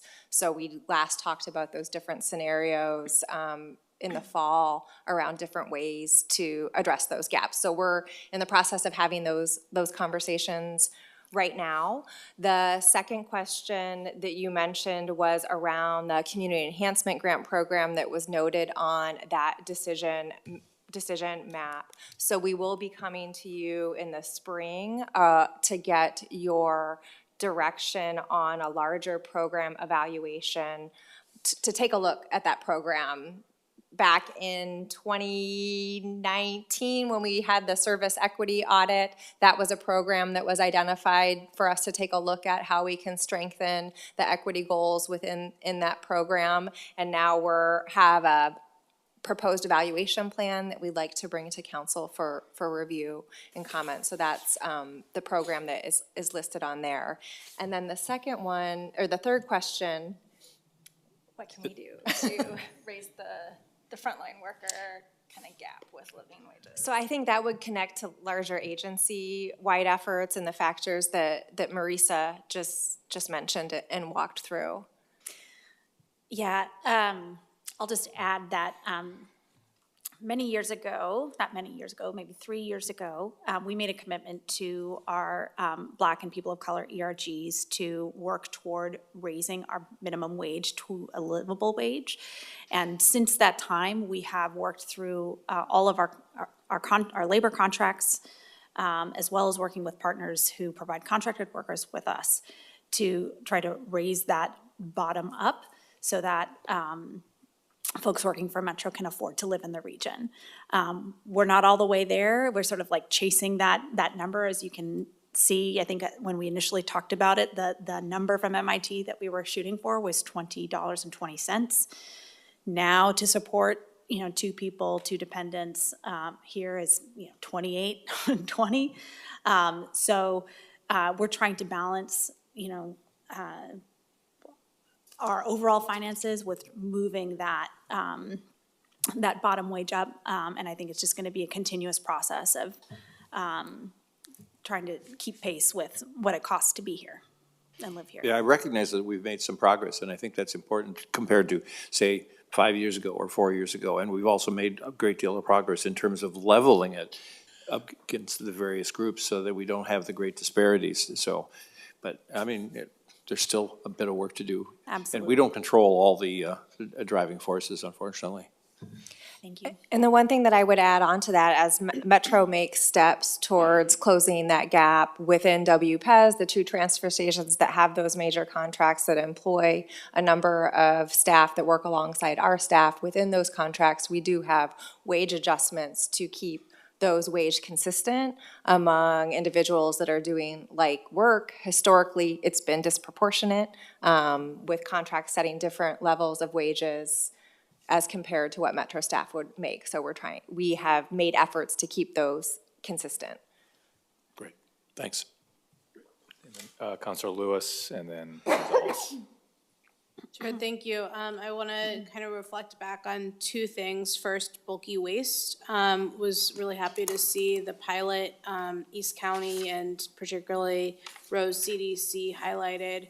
I do think that the two bands, one of close to Metro, 5%, and then greater than Metro, there's probably some more detail under there that I'd like to not just see for my own edification, that I think might be interesting to the general public, because different services, is it a full service, like go in, maybe go upstairs, or is it the kind of service where it has to be on the front porch, 5 stairs or less, in order to help retrieve it?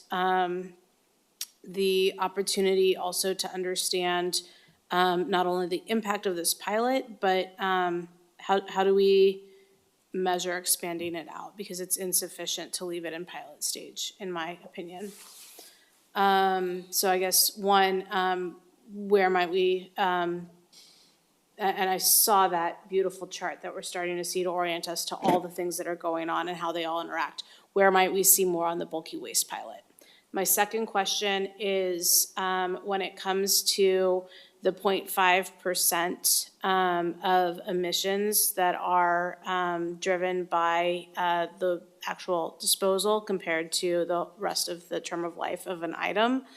I'm guessing that's only on the system side and not on the consumer side. And I do think that there are a lot of consumers in the hard to recycle space who are spending an immense amount of energy, both fossil fuel and personal, in order to direct their item where it needs to go. You know, I've driven very small electric items to Free Geek. I don't live close to Free Geek. I know some people in West Lynn who collect bread bag tags and then basically have a telephone chain where somebody goes and collects them for a neighborhood, takes them to someplace else, and then eventually they're driven to a Julix. Bless those people for making sure that those darn bread bag chains, tags get to an appropriate end of life, but that is not fuel efficient. So I'm wondering what nuance you have for that analysis, because I think it would point us toward more regular collection events in all of our cities, and I'd like to get there, but we need the data. Thank you. So for the bulky waste policy project, appreciate you naming that, and that actually is something that I need to put on that roadmap.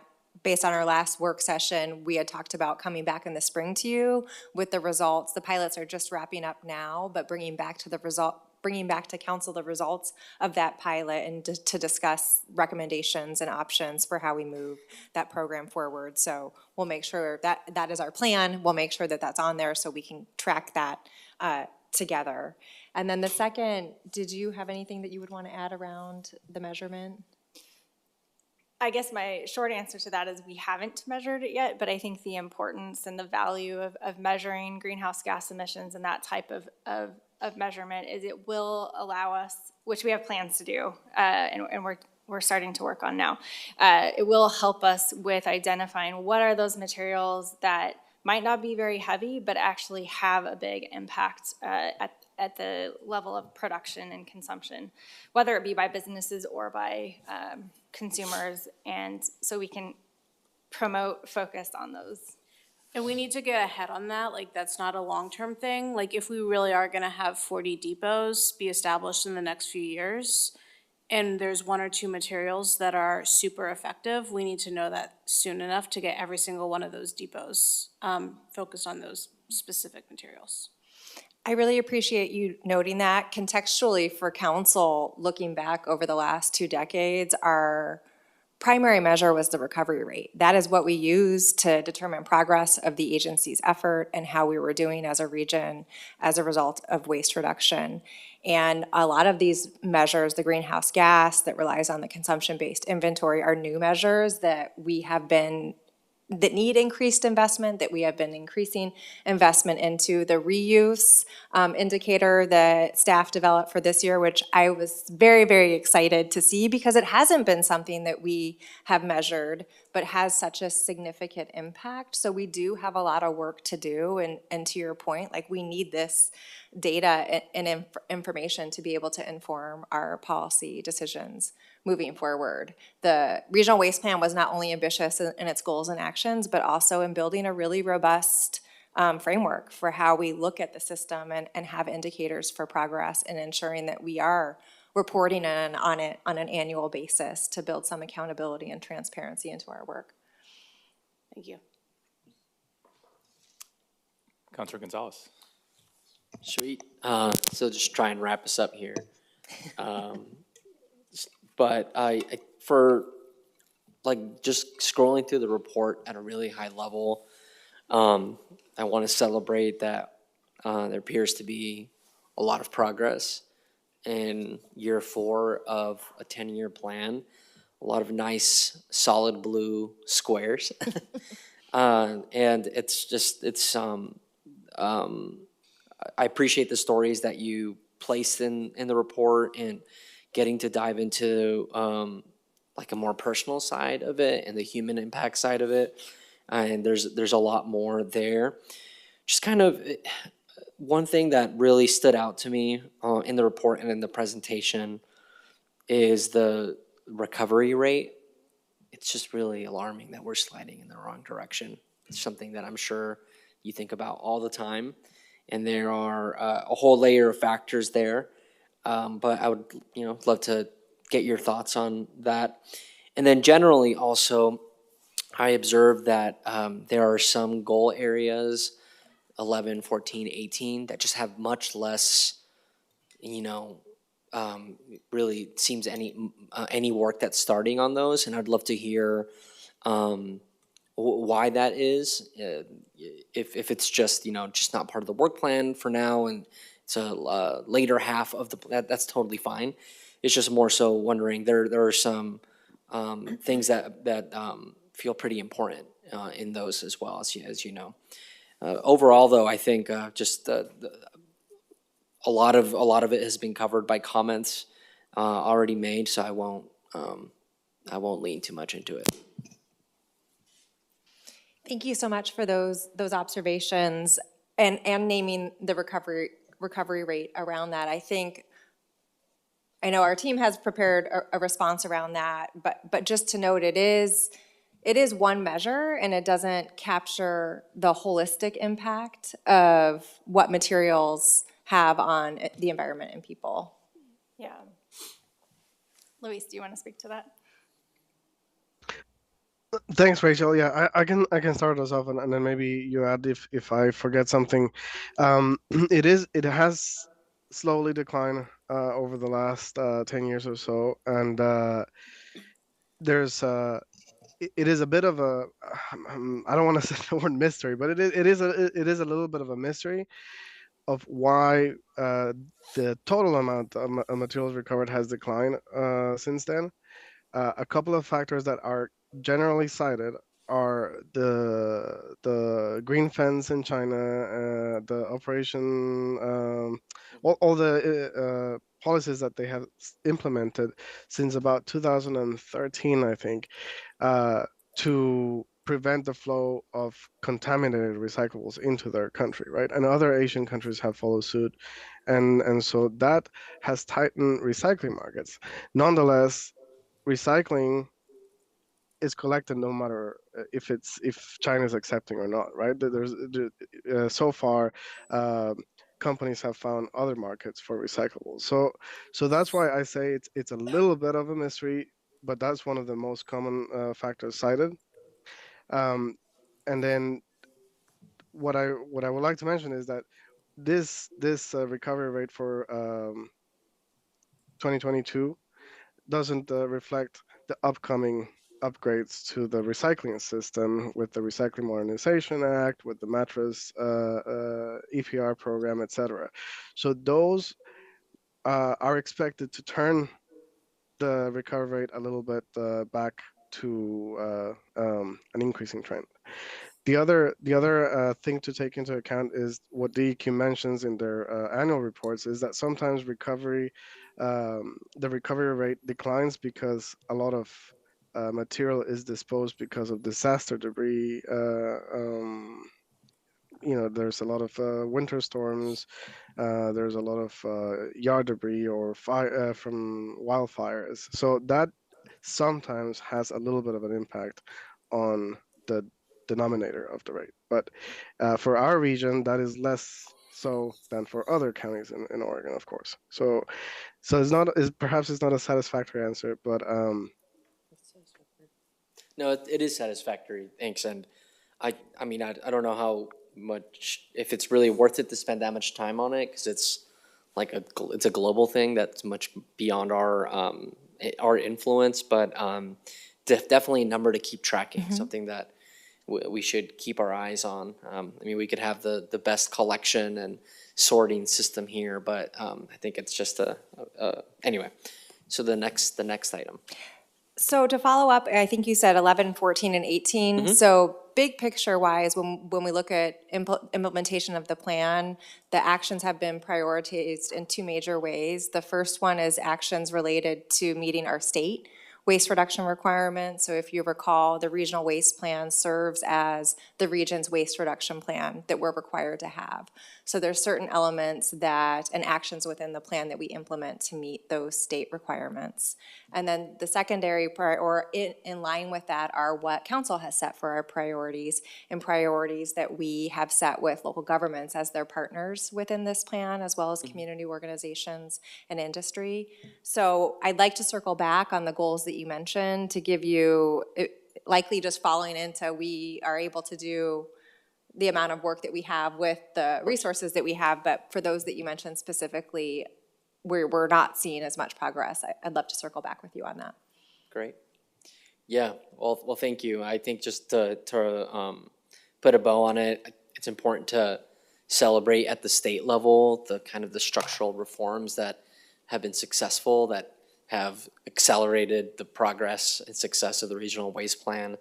So it's just it's great to be in this time in your industry, in this industry, and hopeful for some really solid implementation. So, gracias. Thanks. Thank you. Thanks. And back to Councilor Nolan. Thanks, Mr. Chair. I want to raise again and put an exclamation point on comments that Councilor Simpson made a little earlier, specifically in respect to the wage gap between white employees and BIPOC employees. Many of you have heard me say this before. Understanding the reasons for that gap is a beginning, but I don't think it should satisfy any of us as an excuse for taking long, continuing to take long to fix it.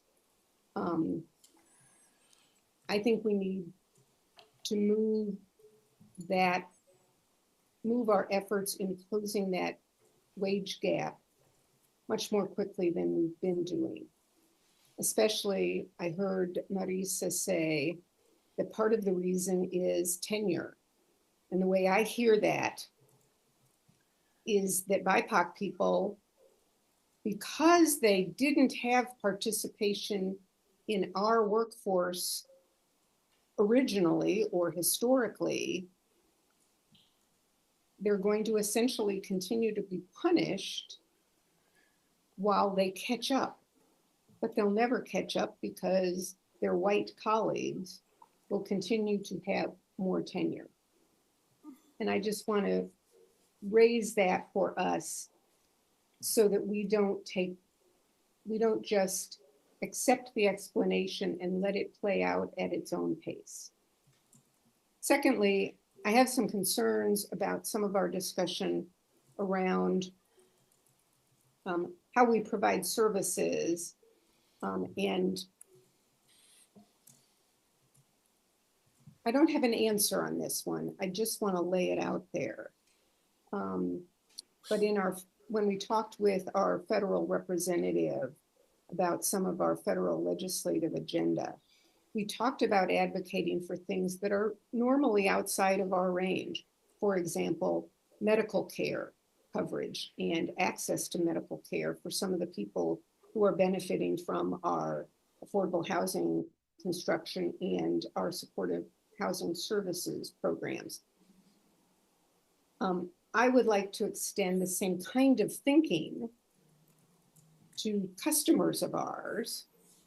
So for example, customers in many parts of the district I represent pay higher rent than residents and garbage customers in other districts because housing is expensive everywhere, but it is more expensive in some parts of our region than others.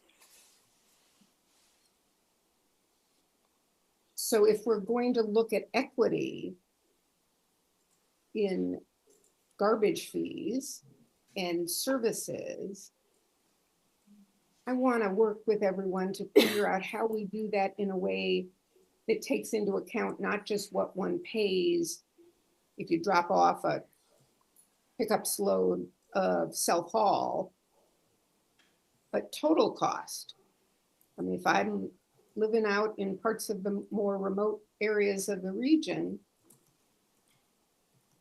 I have the benefits of open space around me and access to all of that constituents, for example, in the Piedmont area of North Portland don't have. So I'm just putting it out and asking you all to consider with me, where do we blend those concerns together and where do we say, you know, we have to look at them in separate areas, separate fee structures. I don't have an answer to that, but it is one that troubles me a lot, especially when we are talking about adding services that will raise the cost of providing waste collection.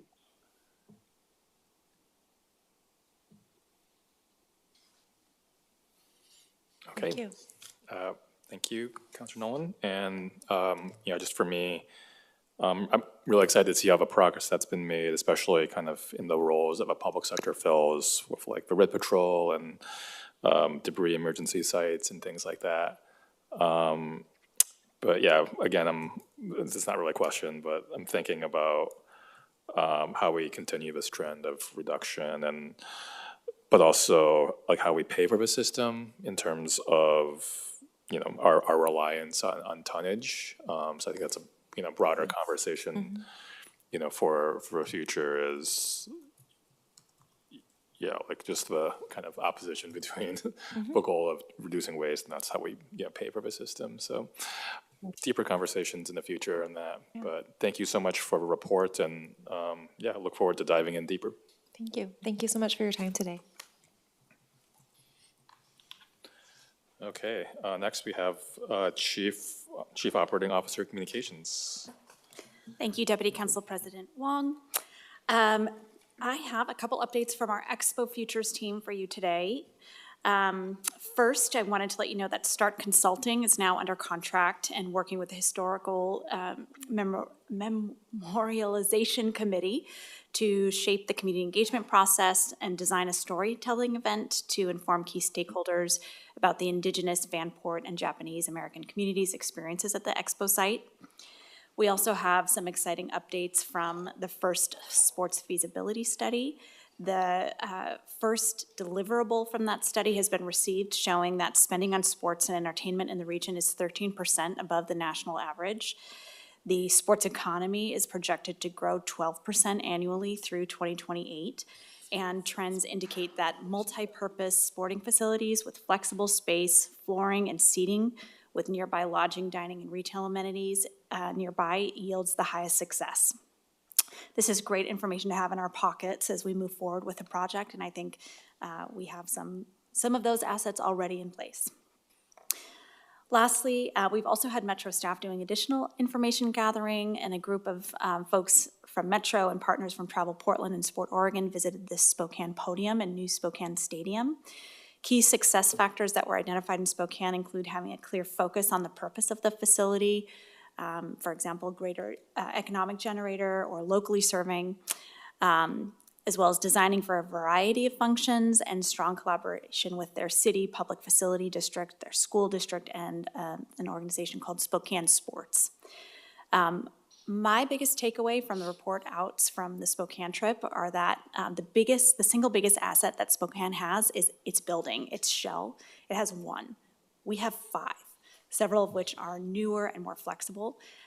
We have parking, we have potential for storage. So Spokane has some fancy things like a retractable track, but it also takes them some time to turn that around. So they sometimes have, almost 2 weeks between events. I think the information that the team brought back kind of opened up the possibility of really stepping into this sports tourism space more intentionally at Expo sort of immediately or in the short term while we build to a larger vision, because we have the most important thing, a building, many buildings and much more square footage than is available in Spokane, plus we're Portland. So not that I don't love Spokane too, but gotta rally for the hometown. So a lot of good information coming out of the study there, and really just continue to get data that validates our decision to move in this direction, and I'm excited to bring you more information. Thank you. Thank you. Any questions or comments? I guess just another comment. I've been really intrigued by the learnings from the podium. Their secondary funder is the school district, who basically gets first right of refusal. So I do think, despite the fact that we're extremely oriented towards private development, they have shown long-term success with another public funder. So we shouldn't be closed off to that. Absolutely. I think kind of related to that too, one of the learnings that they shared was that, know what your focus is, making money or serving the community. And they're kind of forced into that Sophie's choice by the fact that they only have one building. And so I think that our footprint, our availability of space really allows us to hold both things as we want to. And that part's exciting to me too. Thanks. Great, thank you. And then Councilor Communications. Any Councilor Communications? We'll start with Councilor Lewis. Sure, thanks. Just wanted to report back on yesterday's meeting of the Supportive Housing Services Oversight Committee. They had a good meeting. I do want to highlight that when we receive nominations for vacancies, we need to move with some speed. They are down 6 members. Due to some people having new jobs and so on and so forth, like all valid reasons for people to have stepped away, but it made it extremely hard to get a quorum yesterday. So no pause when we get those names. The really important thing to know is they're working hard on their annual report. There's a consultant who's doing the bulk of the writing. Individuals are able to send in line item edits, but then the piece that's actually crafted by the members of that committee that we should make sure to really read is the transmittal letter that will accompany the full report and data sets. The last part of the meeting was an update on the 23 recommendations. There were 6 recommendations, everything from communications to data, and Metro's progress, green check marks, or it needs more time for each of those items. And overall, we're doing okay. We do just need, with the recommendations of the committee, to be measuring towards our success a little bit more concretely. Additional? Okay. Well, seeing no further discussion, the council works. Oh, sorry. Oh, it's okay, thanks. Just the R1 Act met last night, and we're currently in a holding pattern. We haven't, or should I say the R1 Act has not approved the work plan that should have been approved, I think, a month ago, and are meeting again later this year. So there's a bit of disarray there.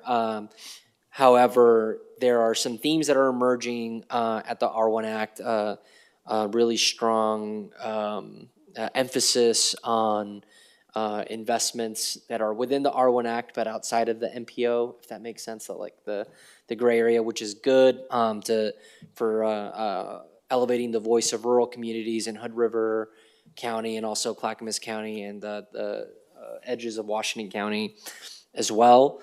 Then there's quite a bit of conversation around transportation funding conversations into the future. I think that's going to be a theme of this year that I'm hoping to be able to bring back updates as different groups and different bodies deliberate on that. And I'm happy to say also that at the R1 Act, the kind of a wide range of voices really elevated safety at a level that I haven't really seen, which is really promising. So hopeful that that results in more investment. We're really hopeful that this process for 2024 will make project prioritization a little bit more clear. I think with the unbundling of ODOT projects in the RTP, we're kind of setting an example of how they can continue to do that, specifically when it comes to safety and equity projects. So yeah, we have another meeting coming up in 2 weeks. Hopefully we can approve this work plan and get the work going. Thank you. Sorry for missing that. Okay, so seeing no further discussion, the council work session is adjourned. Our next regular meeting is scheduled for Tuesday, January 16th at 10:30. So